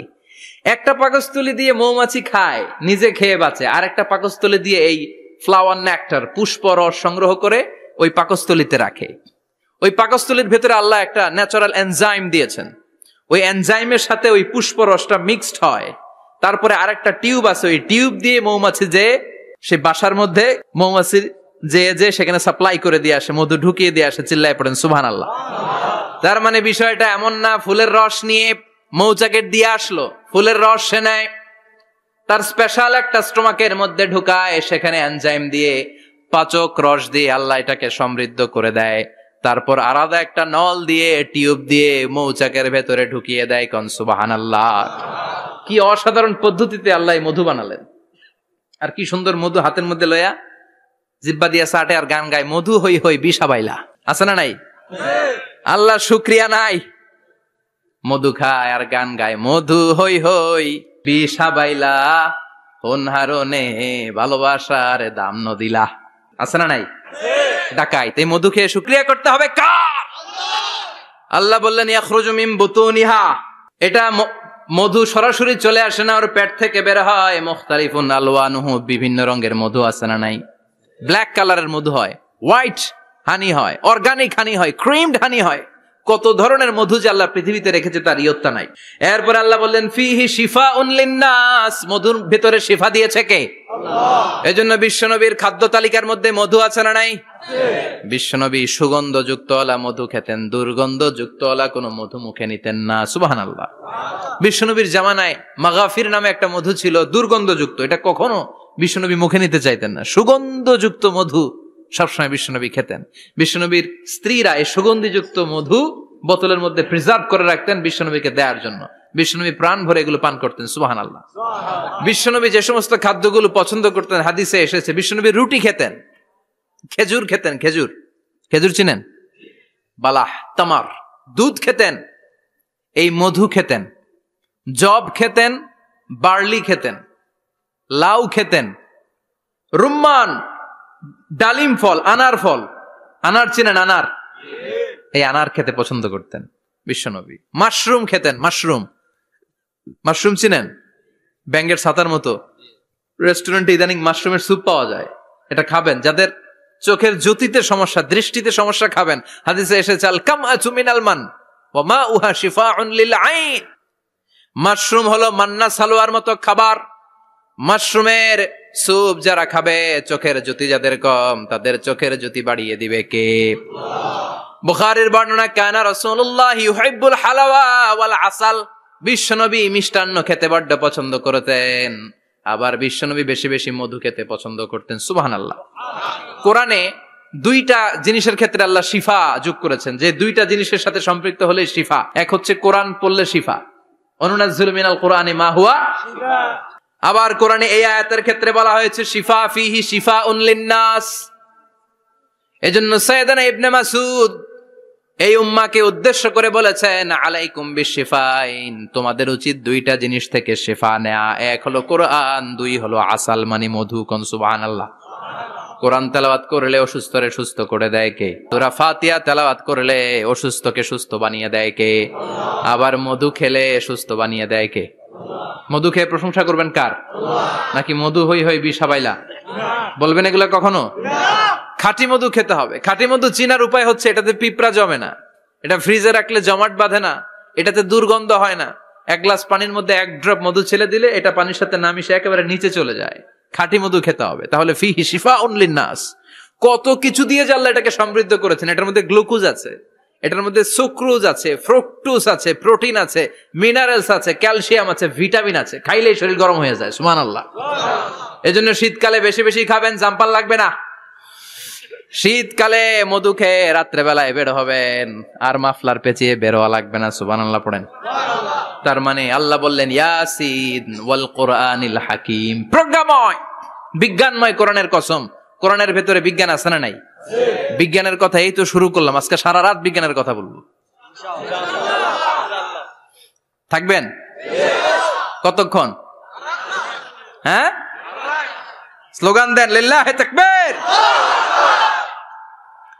এরপরে আল্লাহ বললেন গোলাম ওয়া ইন্না লাকুম ফিল আনআমি লাইবরা, প্রাণীকুলের দিকে নজর করে তাকাও। প্রাণীকুলের মধ্যে আমি তোমাদের জন্য নিদর্শন রেখেছি। নুসকিকুম মিম্মা ফি বুতুনিহি, এই প্রাণীকুলের পেট থেকে একটা চমৎকার জিনিস আমি বের করে দেই, এটার নাম হচ্ছে দুধ। এটা কি? দেখেন, একই আয়াতের মধ্যে আল্লাহ মধুর কথাও বললেন, আবার দুধের কথাও বললেন। দুধটা কিভাবে হয়, উৎপন্ন হয়, মধু কেমনে হয়, ইঞ্চি ইঞ্চি কথা এই কোরআনের ভেতরে তুলে ধরলেন কে? আল্লাহ বললেন মিমবাইনি ফারসিউ আদামিল লাবানা, গোবর আর রক্তের মাঝখান দিয়ে আমি দুধ বের করি। সুবহানাল্লাহ পড়েন। আমরা যাই এই গাভীর ওলান টানা শুরু করি সকালবেলা বিসমিল্লাহ বলে, কিন্তু কেমনে যেটা আসে ওইদিকে নজর নাই। ডাকাত বিসমিল্লাহ বলে শুরু করে না, দুধ খাই আলহামদুলিল্লাহ পড়ে না, আছে না নাই? আল্লাহ বলেন মেকানিজমটা শোনো কেমনে আমি খাওয়াই। আল্লাহ বললেন মিম্বাইনি ফারসি ওয়া দামিল লাবানা, গোবর আর রক্তের মাঝখান দিয়ে আমি দুধ বের করে দেই। সুবহানাল্লাহ। গরু যে ঘাস খায় এই ঘাস থেকে রক্ত হয় আর গরুর গোবর হয়। পেটের একদিকে থাকে গোবর, আরেক দিকে থাকে রক্ত। রক্ত দুর্গন্ধ, গোবরও দুর্গন্ধ। রক্ত নাপাক, গোবরও নাপাক, এই দুই নাপাক আর দুর্গন্ধের মাঝখান দিয়ে সুগন্ধযুক্ত দুধ বের করে দেয় কে? আল্লাহ বললেন মিম্বাইনি ফারসি ওয়া দামিল লাবানা, গরু যে খাবারগুলো খায় ওই খাবারের এক পাশ দিয়ে গোবর হয়ে যায় আর এক পাশ দিয়ে রক্ত হয়ে যায়, মাঝখান দিয়ে দুধ বের করে দেয় কে? What a amazing mechanism of discharging milk from animals body. What an amazing mechanism. একদিক দিয়ে গোবর দুর্গন্ধ, আরেক দিক দিয়ে ঘাস খাওয়ার কারণে রক্ত হয়, মাঝখান দিয়ে দুধ বের হয়ে যায়। সুবহানাল্লাহ। আবার বাছুর ছাড়া দুধ পাওয়া যায় না। গাভী আছে কার কার? হাত তোলেন তো। বাছুর ছাড়া দুধ পাওয়া যায়? শুধু গাভী, বাছুর নাই, দুধ আসবে? আবার এই যে বিশাল বড় ওলান 20 কেজি দুধ দেয় প্রতিদিন, এই ওলান কাটলে দুধ পাওয়া যায়? এক ফোঁটা দুধও ওলানটা কেটে টুকরা টুকরা করলে আপনি পাবেন না। এটা আলাদা মেকানিজম। এটা ভিতর থেকে একটা নির্যাস। বাছুর নিয়ে দুইটা ঢু মারবেন, ওই নির্যাস দিয়ে দুধ বেরোতে থাকবে গোবর আর রক্তের মাঝখান দিয়ে, চিৎকার করে পড়েন আল্লাহু আকবার। এজন্য বিশ্বনবী বলতেন বেশি বেশি দুধ খাও। দুধ হলো সুষম খাদ্য। পৃথিবীতে আবিষ্কৃত যত খাবার আছে দুধের চাইতে ভালো খাবার আছে নাকি? কথা কন। মানুষ পানি খেয়ে 3-4 দিন বাঁচে জানেন, আর পানির মধ্যে লবণ দিলে 7-8 দিন বাঁচতে পারবেন। আর দুধ পাইলে আজীবন বাঁচবেন। দুধ খেয়ে যদি হজম করতে পারেন, দুধ খেয়ে হজম করতে পারলে আজীবন বেঁচে যাবেন। সুষম খাদ্য। বিশ্বনবী যে রাতে মেরাজে যাবেন, সিদরাতুল মুনতাহা পার হওয়ার পরে বিশ্বনবীর পরীক্ষা শুরু হলো।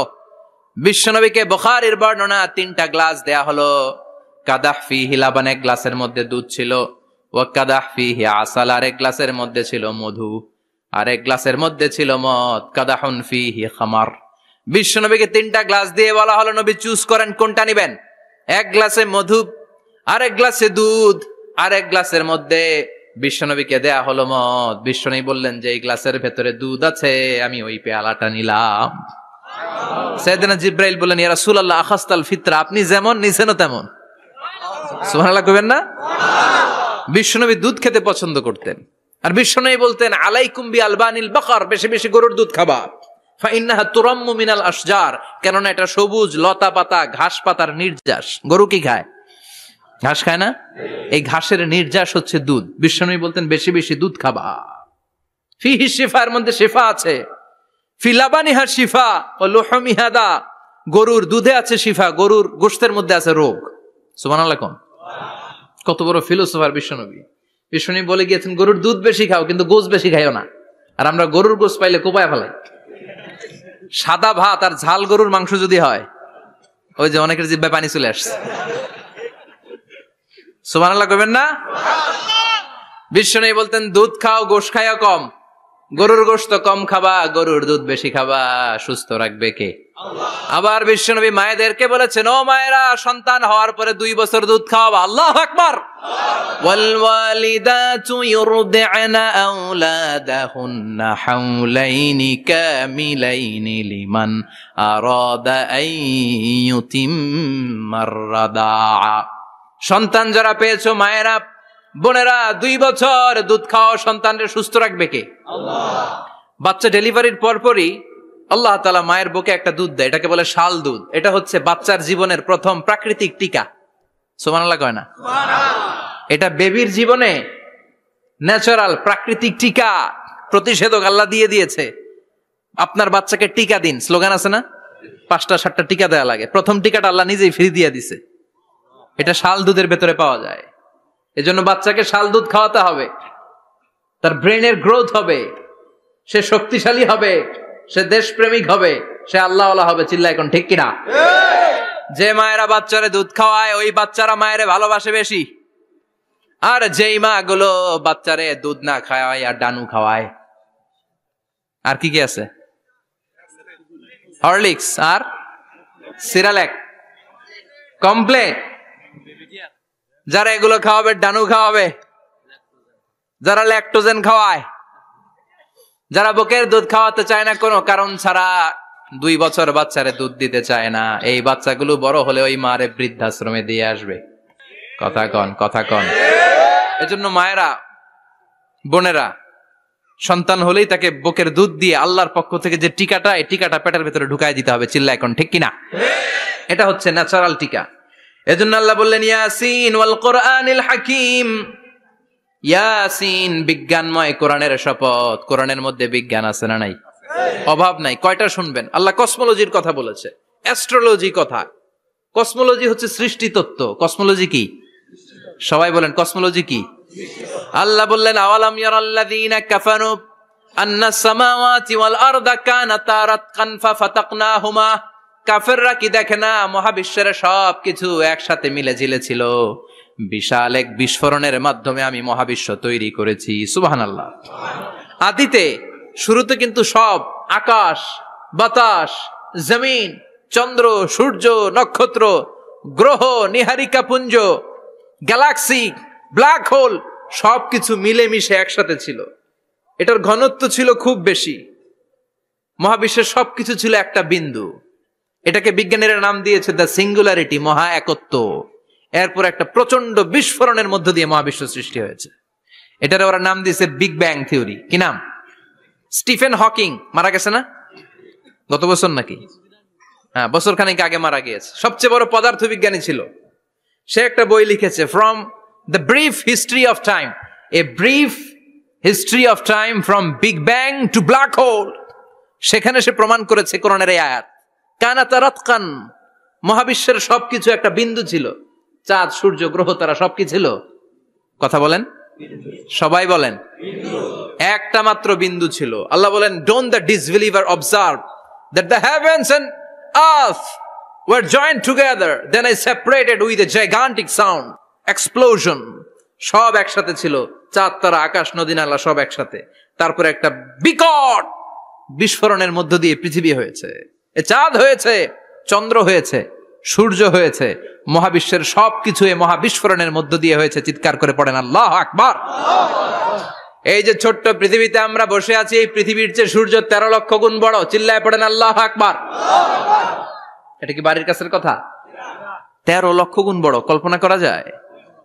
তার মানে কি সূর্যই সবচেয়ে বড়? না, সূর্যের চেয়ে অনেক বড় বড় তারা আছে। ব্যাটেলজিউস নামে একটা তারা আছে মহাকাশে, যেটা যে সূর্য পৃথিবীর চেয়ে 13 লক্ষ গুণ বড়। এই ব্যাটেলজিউস তারা সূর্যের চেয়ে 33 কোটি গুণ বড়। এই ব্যাটেলজিউস তারাটাই কি সবচেয়ে বড়? না, এর চেয়েও কত বড় তারা যা আছে কোনো হিসাব নাই। এরকম বিশাল বিশাল তারা ঘুরতে ঘুরতে মাওয়াকিউন নুজুম, ব্ল্যাক হোল নামে একটা রেঞ্জ আছে। এই রেঞ্জের মধ্যে যদি ঢুকে যায়, ছোট্ট বাচ্চার মুখে চকলেট দিলে বাচ্চা যেমনি চকলেট চুষে খেয়ে ফেলে, এই বিশাল বিশাল তারাগুলো ব্ল্যাক হোলের মধ্যে ঢুকলে এক মুহূর্তের মধ্যে নিঃশেষ হয়ে যায়। চিল্লায় পড়েন আল্লাহু আকবার। এজন্য আল্লাহ বললেন, ফালা উকসিমু বিমাওয়াকিউন নুজুম, এই তারকা নিঃশেষ হওয়ার যে জায়গাটা, এই জায়গার কসম আমি কোরআনের মধ্যে খেলাম। এই ব্ল্যাক হোলের রেঞ্জের ভেতরে তারা আসলে মুহূর্তের মধ্যে নিঃশেষ বানিয়ে দেয় কে? একটা তারার চেয়ে আরেকটা তারা বড়। এরকম 1000 কোটি তারা মিলে আমাদের গ্যালাক্সি। এই গ্যালাক্সির নাম হচ্ছে মিল্কি ওয়ে। কি নাম? আমাদের গ্যালাক্সির নাম কি? সবাই বলেন তো। Milky way. কি নাম? এরকম একটা গ্যালাক্সি না, লক্ষ কোটি গ্যালাক্সি আছে। আমাদের গ্যালাক্সির পরে সবচেয়ে কাছের গ্যালাক্সির নাম অ্যান্ড্রোমেডা। কি নাম? এই অ্যান্ড্রোমেডা গ্যালাক্সি আমাদের গ্যালাক্সি থেকে 2.5 মিলিয়ন লাইট ইয়ার দূরে, মানে 25 লক্ষ লাইট ইয়ার। সুবহানাল্লাহ কইবেন না? আলোর গতি হচ্ছে পৃথিবীতে সবচাইতে বেশি বর্তমান সময় পর্যন্ত, জানেন? সেকেন্ডে কত মাইল? 1,86,000 মাইল। 1 সেকেন্ডে আলো ছুটে 1,86,000 মাইল বেগে। এত বেগের কোন প্লেন বা রকেট নিয়ে যদি আপনি আমাদের গ্যালাক্সি থেকে মিল্কি ওয়ে থেকে অ্যান্ড্রোমেডাতে যেতে চান, তাহলে আপনার 25 লক্ষ বছর লেগে যাবে। সুবহানাল্লাহ বাড়িতে যাই বললেন। এরপর আল্লাহ বললেন, ওয়াস সামাআ বানাইনাহা বিআইদিন ওয়া ইন্না লামুসিউন, আকাশ আমি বানালাম, গ্যালাক্সি আমি বানালাম। বানানোর পর থেকে সবগুলোরে আমি প্রশস্ত করতে শুরু করে দিলাম। সব ছিল ক্ষুদ্র, একটা বিন্দুর মধ্যে আমি বিস্ফোরণ করলাম একটা আওয়াজ দিয়ে। আওয়াজটা ছিল কুন। আওয়াজটা ছিল কি? জোরে কন, আবার কন, কুন ফায়া। ইন্নামা আমরুহু ইযা আরাদা শাইআন আন ইয়াকুলা লাহু কুন ফায়াকুন। আল্লাহ যখন কিছু করতে চান শুধু বলেন কুন, শুধু বলেন বি। কুন মানে বি, ইট ওয়াজ, এটা হয়ে যায়। হাও বলতে দেরি। এই মহাবিস্ফোরণের নেপথ্যে যে শব্দটা ছিল সেটা ছিল কুন। সেটা ছিল কি? আল্লাহ কুন বলতে দেরি, মুহূর্তের মধ্যে বিগ ব্যাং, বিশাল এক্সপ্লোশন, তারপর থেকে মহাবিশ্ব ছড়াচ্ছে। আল্লাহ বলছেন এই কোরআনের ভেতরে বলে দিয়েছেন ওয়া ইন্না লা মুসিউন, আমি এই মহাবিশ্বকে, এই গোটা ইউনিভার্সকে আমি প্রতিনিয়ত সম্প্রসারিত করছি।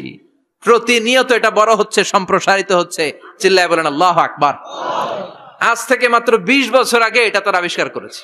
এটা কোন সাল? 2020 বছর পেছনে গেলে কত? 1998, তাই না? এই 1998 সালে তারা আবিষ্কার করেছে সুপারনোভা কসমোলজি প্রজেক্ট।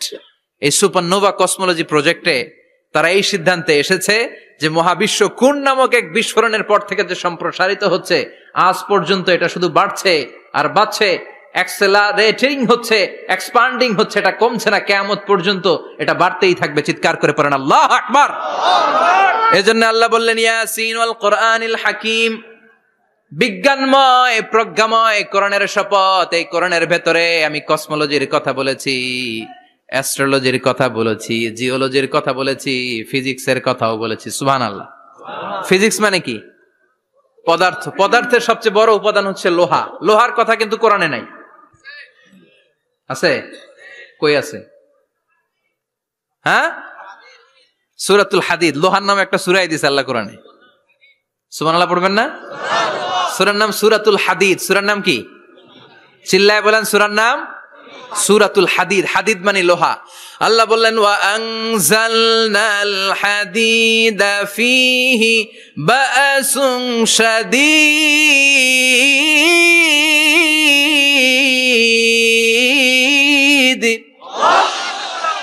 ওয়া আনজালনাল হাদিদ ফীহি বা'সুন শাদীদ, আমি লোহা নাজিল করলাম আর লোহার ভেতরে আমি ভয়ঙ্কর শক্তি ঢুকায়া দিলাম। সুবহানাল্লাহ।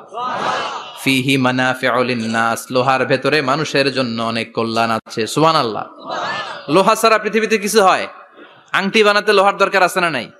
ঘড়ি বানাতে, গাড়ি বানাতে, বাড়ি বানাতে, মোবাইল বানাতে, হেলিকপ্টার, প্লেন, রকেট, মাইকের স্ট্যান্ড। সুবহানাল্লাহ কোন? এমন কোন জিনিস নাই যেটার মধ্যে লোহা লাগে না। এজন্য আল্লাহ বললেন এই লোহার নামে আমি একটা সূরা ডেডিকেট করলাম, ওয়া আনজালনাল হাদিদ ফিহি বা'সুন শাদীদ, আমি লোহাকে নাজিল করেছি। আল্লাহ বলেছেন, খেয়াল করে শব্দটা শুনেন, ওয়া আনজালনাল হাদিদ, আমি লোহাকে উপর থেকে নাজিল করেছি। কি করেছি? কথা বলেন। তার মানে লোহা পৃথিবীতে ছিল না, নাজিল করছে কে? আল্লাহ। লোহা পৃথিবীতে ছিল? পৃথিবীতে ছিল? পৃথিবীতে থাকলে নাজিল করবেন কেন? এই যে কোরআনটা পৃথিবীতে আগে ছিল, নাজিল করছে কে? আল্লাহ। কোন ফেরেশতাকে দিয়ে? সাইয়েদনা জিবরাইল। কোন নবীর উপর? বিশ্বনবী মুহাম্মদুর রাসূলুল্লাহ। আল্লাহু আকবার। তার মানে ওহি পৃথিবীতে ছিল না, আল্লাহ উপর থেকে নাজিল করেছেন। নুজুল মানে উপর থেকে নিচের দিকে আসা। এই নুজুল শব্দ ব্যবহার করে আল্লাহ বললেন ওয়া আনজালনাল হাদিদ, লোহাকে আমি নাজিল করেছি। তার মানে লোহা পৃথিবীর উপাদান নয়, লোহা এসেছে উপর থেকে। কোন সুবহানাল্লাহ। বিজ্ঞানীরা, পদার্থবিদ যারা গবেষণা করে এটাই পেয়েছেন, লোহা আসলে পৃথিবীর না। লোহা পৃথিবীতে উৎপাদন করা হয় নাই। লোহার যে মলিকিউল, অণু আছে, লোহার একটা অণু তৈরি করার মতো ক্ষমতা পৃথিবীর নাই। ইভেন এই সৌরজগতের কোনো কিছু নাই। সূর্যের তাপেও লোহা তৈরি হতে পারে? লোহার ছোট্ট একটা অণু তৈরি করতে কমপক্ষে 1 কোটি ডিগ্রি সেলসিয়াস তাপের প্রয়োজন হয়। তার মানে এটা পৃথিবীর কোনো উপাদান নয়, এটা আনজালনাল হাদিদ। আল্লাহ বলেন মহাবিস্ফোরণের কারণে গলিত অন্য কোন তারার ভেতর থেকে লোহার উপাদান আমি পৃথিবীর ভিতরে এনে ঢুকিয়ে দিয়েছি। তার মানে পদার্থের কথা কোরআনে আছে না নাই? সুবহানাল্লাহ কইবেন না? এরপরে বায়োলজির কথা আছে না নাই? বায়োলজিক্যাল অ্যাসপেক্ট অফ মাউন্টেইনস, কেমন করে পাহাড়ি রেঞ্জ তৈরি হলো, আছে না নাই? ওয়াজআলনাল জিবালা আওতাদা, পাহাড়কে আমি পেরেক মেরে দিয়েছি। অমিয়া কাঠের ভেতরে যখন পেরেক মারেন, পেরেকের বেশিরভাগ অংশ কাঠের ভেতরে ঢুকে যায়, উপরে দেখা যায় সামান্য, ঠিক কিনা? তো লোহা যদি আল্লাহ পেরেক মারেন, উপরে যা দেখা যায় এটা সামান্য, আসল পাহাড় তো মাটির নিচে। সুবহানাল্লাহ কইবেন না? আসল পাহাড় কোথায়? পেরেক যদি কাঠের মধ্যে ঢুকিয়ে দেন, পুরো পেরেকটা কাঠে ঢুকে যায় না, উপরে দেখা যায় কদ্দুর? সামান্য। পাহাড়ের যা আপনি দেখেন এটা তো পেরেকের মাথা, পুরো পাহাড়টা আল্লাহ জামিনের ভেতরে গেড়ে দিয়েছেন। চিল্লায় পড়েন আল্লাহু আকবার। আবার আল্লাহ বললেন অমিনাল জিবালি জুদাদুম বিদু ওয়া হুমরুম মুখতালিফুন আলওয়ানু। আছে না নাই? ওয়া গারাবিবু সুদ। আল্লাহ বলেন নানা রঙের পাহাড় পর্বত মহাবিশ্বে আমি তৈরি করেছি। কোন পাহাড় হচ্ছে রক্তিম বর্ণের, কোন পাহাড়কে বানিয়েছি আমি কৃষ্ণ বর্ণের, কোন পাহাড়কে বানিয়েছি আমি শুভ্র বর্ণের, কোন পাহাড়ের রং কালো, কোনটা সাদা, কোনটা নীল। আছে না নাই? মহাবিশ্ব যখন তৈরি হয়েছে পৃথিবীর মধ্যে 7টা টেকটনিক প্লেট তৈরি হয়েছে। 7 tectonic plates create the mountain range on earth. পৃথিবীতে এই পাহাড় তৈরির কারণ হচ্ছে 7টা প্লেট, এগুলোর 7 টেকটনিক প্লেট বলে। এই প্লেটগুলোর কারণে পৃথিবীতে এই রং বেরঙের পাহাড় তৈরি হয়েছে। কত রঙের যে পাহাড় আছে। আরব বিশ্বে পাথরের পাহাড়, বাংলাদেশে মাটির পাহাড়, ব্রুনাই, সিঙ্গাপুর, ইন্দোনেশিয়াতে যদি যান আরেক ধরনের পাহাড়। চায়নার একটা শহর আছে গানজু সিটি, কি নাম? এই গানজু সিটিতে একটা পাহাড় আছে রেইনবো মাউন্টেন। ওখানে 7 রঙের পাহাড় পাওয়া যায় এক জায়গায়। সুবহানাল্লাহ কইবেন না? রেইনবো মানে কি? রংধনু। রংধনুর কয় রং? কথা কন। ছোটবেলা আমরা মুখস্থ রাখতাম বেনিয়া সহকলা, বেতে বেগুনি, নিতে নীল, হাতে আসমানি, শতে সাদা, হতে হলুদ, কতে কালো, লাতে লাল। সুবহানাল্লাহ নাই? মনে রাখার কি অসাধারণ পদ্ধতি। তো এই রেইনবো মাউন্টেন, রংধনুর 7 রঙের পাহাড় এক জায়গায় পাওয়া যায়। এখানে সাদা পাহাড়, এখানে সবুজ পাহাড়, এখানে নীল পাহাড়, ওখানে লাল পাহাড়, এখানে কালো পাহাড়। এই চায়নার গানজু সিটিতে আল্লাহ তাআলা 7 রঙের পাহাড় এক জায়গায় রেখেছেন। চিৎকার করে বলেন আল্লাহু আকবার। তার মানে বায়োলজির কথাও কোরআনের ভেতরে আছে না নাই? এরপর আল্লাহ বললেন কেমন করে আকাশ থেকে আমি পানি নাজিল করে, এটাও কোরআনে আছে না নাই? আমরা ছোটবেলা পড়েছি ওয়াটার সাইকেল, হাইড্রোলজিক্যাল সাইকেল। কেমন করে সূর্যের তীব্র তাপ সাগর থেকে পানিকে জলীয় বাষ্প করে উপসে নেয়, উপরে নিয়ে সেটাকে পুঞ্জীভূত করে দেয়, ঘনীভূত করে দেয়, মেঘ হয়ে যায়, সেখান থেকে ঝিরিঝিরি ঝিরিঝিরি বৃষ্টি পড়ে। আছে না নাই?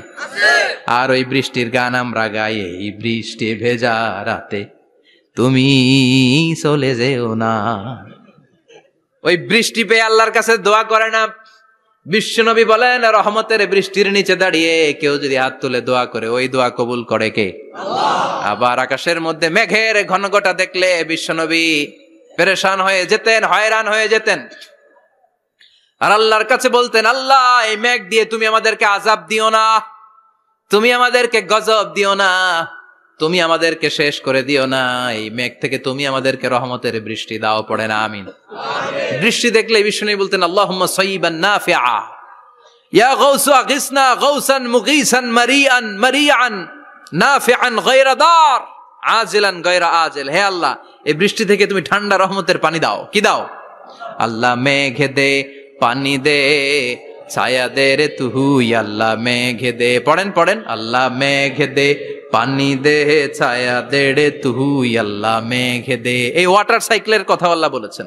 আলম তারা আন্নাল্লাহ ইউসজি সাহাবান। কাফের নাস্তিক যেগুলো সমাজের আবর্জনা খড়কুটা, ওরা কি দেখে না কেমন করে আমি বাতাসকে জলীয় বাষ্প করে আকাশে তুলি, বায়ুমণ্ডলে নিয়ে যাই, সুম্মা ইউআল্লিফু বাইনাহুম, জলীয় বাষ্পগুলারে তখন আমি ঘনীভূত করি, সুম্মা ইয়াজআলুহু রুকামান, এরপরে আমি মেঘে পরিণত করি, ফাতারাল ওয়াদকা ইয়াখরুজু মিন খিলালিহি, তারপর মেঘের ভেতর থেকে ঝিরিঝিরি ঝিরিঝিরি বৃষ্টি নাজিল করে কে? আবার আল্লাহ বললেন পানি থেকে আমি পৃথিবীর সব প্রাণগুলারে বানালাম। ওয়াজআলনা মিনাল মাই কুল্লা শাইইন হাইয়া ফালা ইয়াকিলুন, পানির ভেতরে থেকে সব প্রাণের উৎপত্তি পৃথিবীর মধ্যে ঘটিয়ে দিয়েছে কে? বিজ্ঞানীরা স্বীকার করেছে পৃথিবীতে যত প্রাণ পাওয়া যায়, যত প্রাণের ব্লুপ্রিন্ট পাওয়া যায়, সব এসেছে পানি থেকে। চিৎকার করে বলেন কোত্থেকে? পানি নাই তো প্রাণ নাই, পানিও আছে প্রাণও আছে। কোন সুবহানাল্লাহ।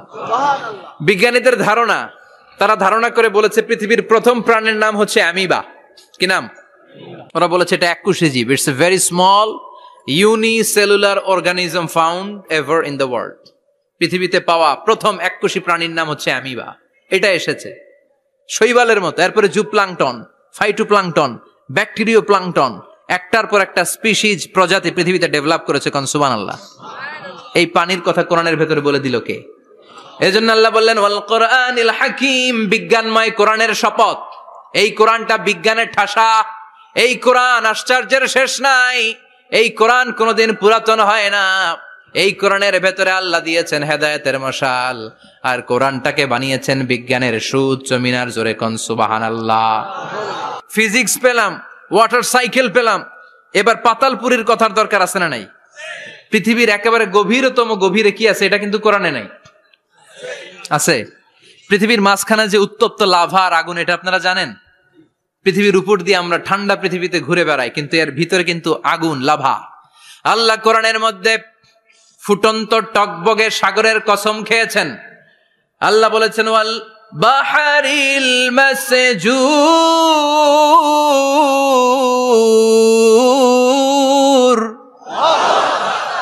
আমি এই কোরআনের ভেতরে ফুটন্ত টকবগে সাগরের পানির কসম খেলাম। পড়েন সুবহানাল্লাহ।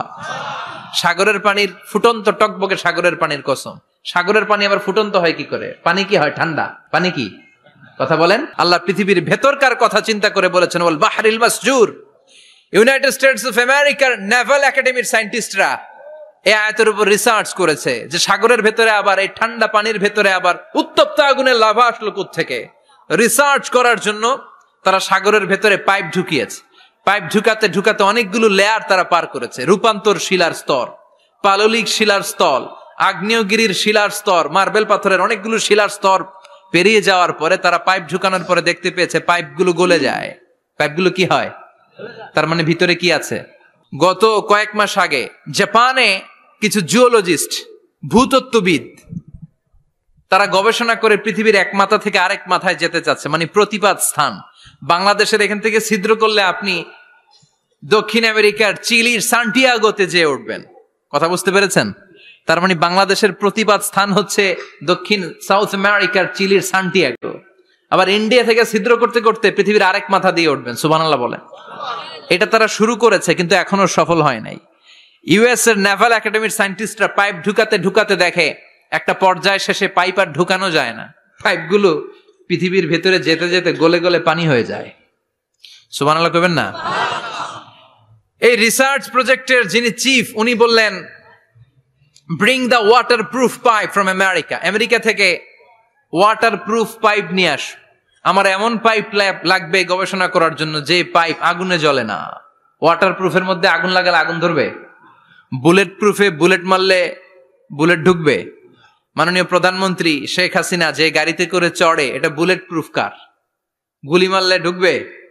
আবার গুলি মারতে যায় না, 14 গোষ্ঠী উদ্ধার করে ছাড়বে আপনার, খবরদার। তো আমেরিকা থেকে ফায়ার প্রুফের পাইপ নিয়ে আসা হলো। নেভাল একাডেমির চিফ সায়েন্টিস্ট পাইপ ঢুকাতে আরম্ভ করলেন। ঢুকাতে ঢুকাতে পৃথিবীতে কিন্তু অনেকগুলো স্তর আছে। এই যে বালু মাটি, সব কিন্তু বালু মাটি নয়। আপনি খুঁড়তে খুঁড়তে পেয়ে যাবেন পাললিক শিলা, এরপরে রূপান্তরিত শিলা, এরপরে মার্বেল পাথরের শিলা, এরপরে শুরু হবে গরম আগ্নেয়গিরির শিলা। ওই শিলার ভেতরে এমন আগুন আল্লাহ রেখেছে, ওই নেভাল একাডেমির সায়েন্টিস্টরা ফায়ার প্রুফের পাইপ ঢুকাতে ঢুকাতে একটা লেভেল যাওয়ার পরে দেখে যে ফায়ার প্রুফের পাইপও গলে গলে মুহূর্তে পানি হয়ে যায়। তার মানে ভেতরে এমন আগুন আল্লাহ রেখেছে, ওই আগুনের তুলনা এই পৃথিবীর আগুনের মতো নয়। ওই আগুনটাই জাহান্নামের আগুন। আবার বিজ্ঞানীরা গবেষণা করে ওই আগুনের মধ্যে মানুষের চিৎকার শুনেছে। এজন্য হাদিসে এসেছে আল্লাহর ওলিরা, মুমিন বান্দারা মারা গেলে তাদের রূহগুলো আকাশে চলে যায়, ইল্লিনে চলে যায়। আর কাফের মুশরিক আর নাস্তিক গুলো মারা গেলে তাদের আত্মাগুলো পৃথিবীর মাঝখানে সিজ্জিনে চলে যায়। ওই সিজ্জিনের ভেতরে আগুন আছে না নাই? চিল্লায় বলেন। তার মানে পাতালপুরীর কথাও আছে, সাগরের কথাও আছে, আকাশের কথাও আছে। কেমন করে দুনিয়াতে আমরা আসলাম সেটাও আছে। এমব্রয়োলজি, ভ্রূণতত্ত্বের কথা কোরআনে আছে না নাই? পৃথিবীতে আল্লাহ কয়েক সিস্টেমে মানুষ বানালেন। সাইয়েদনা আদমকে বানালেন, মাও নাই বাবাও নাই। সাইয়েদনা আদম আলাইহিস সালামের বাবার নাম কি? মায়ের নাম কি? মাও নাই বাবাও নাই। আবার সাইয়েদনা ঈসা আলাইহিস সালামকে আল্লাহ তৈরি করলেন, শুধু মা আছে বাবা নাই। আবার আমাদের সবাইকে আল্লাহ বানালেন, মাও আছে বাবাও আছে, ঠিক কিনা? এরপরে ছোট্ট 1 ফোঁটা নাপাক থেকে আল্লাহ আমাদেরকে বানালেন।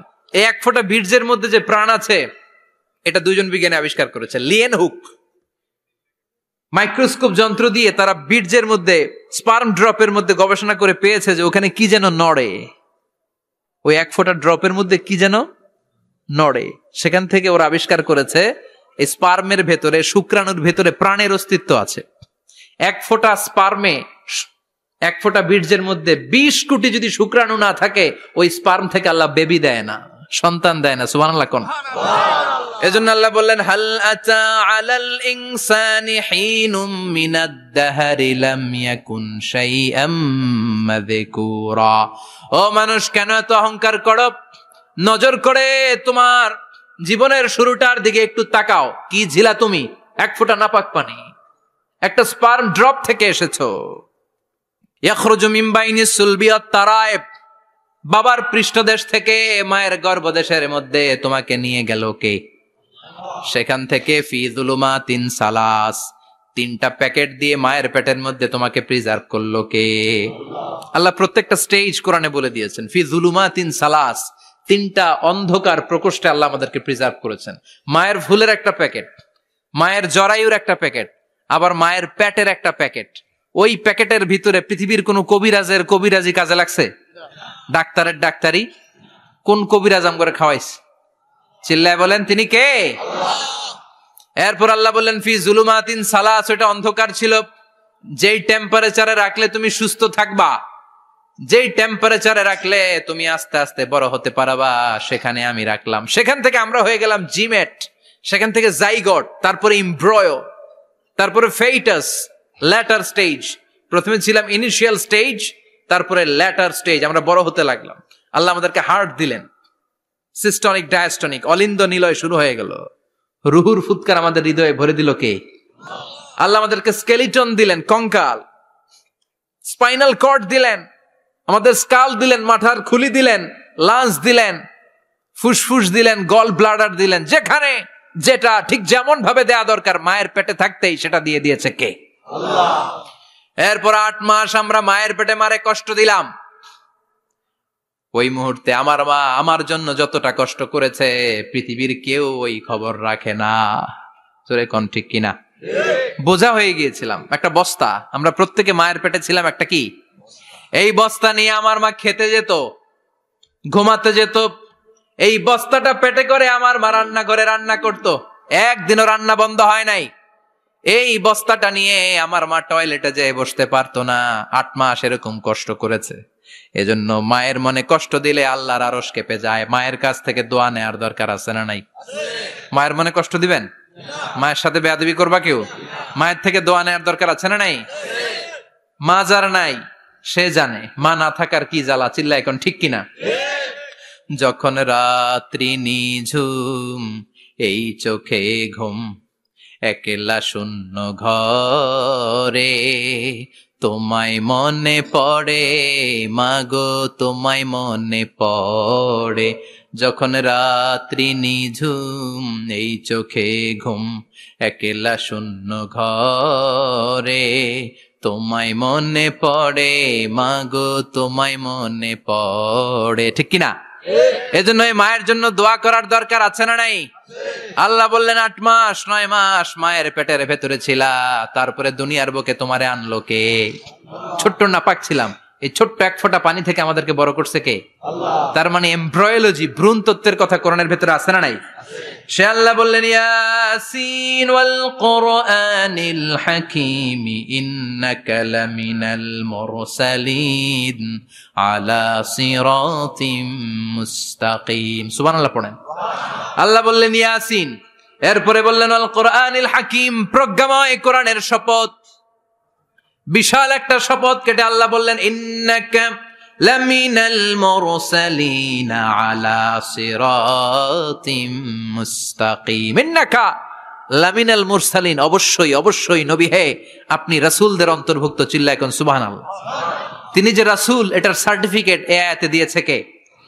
এরপর আল্লাহ বললেন আলা সিরাতিম মুস্তাকিম, ও নবী আপনি সিরাতুল মুস্তাকিমের উপর আছেন। যেই দোয়াটা প্রতিটা নামাজের মধ্যে প্রতিদিন প্রত্যেক রাকাতে সূরা ফাতিহাতে আমরা পড়ি, ইহদিনাস সিরাতাল মুস্তাকিম। ও আল্লাহ, show us the right path, show us the correct path. আপনি আমাদেরকে সোজা পথ দেখান। আল্লাহ এখানে সার্টিফিকেট দিলেন, নবী গো, লক্ষাধিক পয়গম্বর যে আমি পেয়েছি তাদের শ্রেষ্ঠতম রাসূল করে আমি আপনাকে প্রেরণ করেছি, আর হেদায়েতের সুউচ্চ মশাল দিয়ে আমি আপনাকে সিরাতুল মুস্তাকিমের উপর রেখেছি। চিল্লায় পড়েন আল্লাহু আকবার। এই জন্য বিজ্ঞানময় কোরআনের সাথে নিজেদের সম্পর্ক বাড়ানোর দরকার আছে না নাই? কোরআন পড়লে দুনিয়া এবং আখিরাতে মর্যাদা বাড়ায় দিবে কে? কোরআনের আইন দিয়ে সমাজটারে সাজানোর দরকার আছে না নাই? কোরআন দিয়ে আমাদের সমাজটা সমৃদ্ধ হোক আমরা চাই কি চাই না? কোরআন দিয়ে আমার সংসদ ভবন চলুক, আমার 300 জন মেম্বার অব দ্য পার্লামেন্ট কোরআনের আয়াত দিয়ে সংসদে কথা বলুক, আমরা চাই কি চাই না? আমাদের মিলিটারি গুলো কোরআনের আওতায় চলুক, আমাদের দেশটা কোরআন দিয়ে চলুক, আমার লাল সবুজের পতাকা সংসদ ভবনের এক পাশে আর কালিমার লা ইলাহা ইল্লাল্লাহর পতাকা আরেক পাশে পতপত করে উড়বে, আমরা চাই কি চাই না? সেজন্য কোরআনের সাথে আমাদের সম্পর্ক বাড়াতে হবে, নিজে কোরআন পড়তে হবে, কোরআন বুঝতে হবে, কোরআনের উপর আমল করতে হবে। রাজি আছেন তো? এটাই হচ্ছে সূরাতু ইয়াসিনের শিক্ষা। আল্লাহ আমাদের সবাইকে কথাগুলো বুঝার ও আমল করার তৌফিক দান করুক। আমরা পড়ি আমিন। আরো জোরে পড়েন আমিন।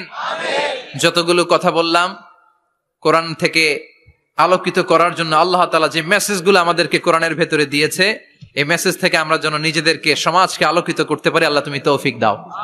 আর জোরে পড়েন আমিন।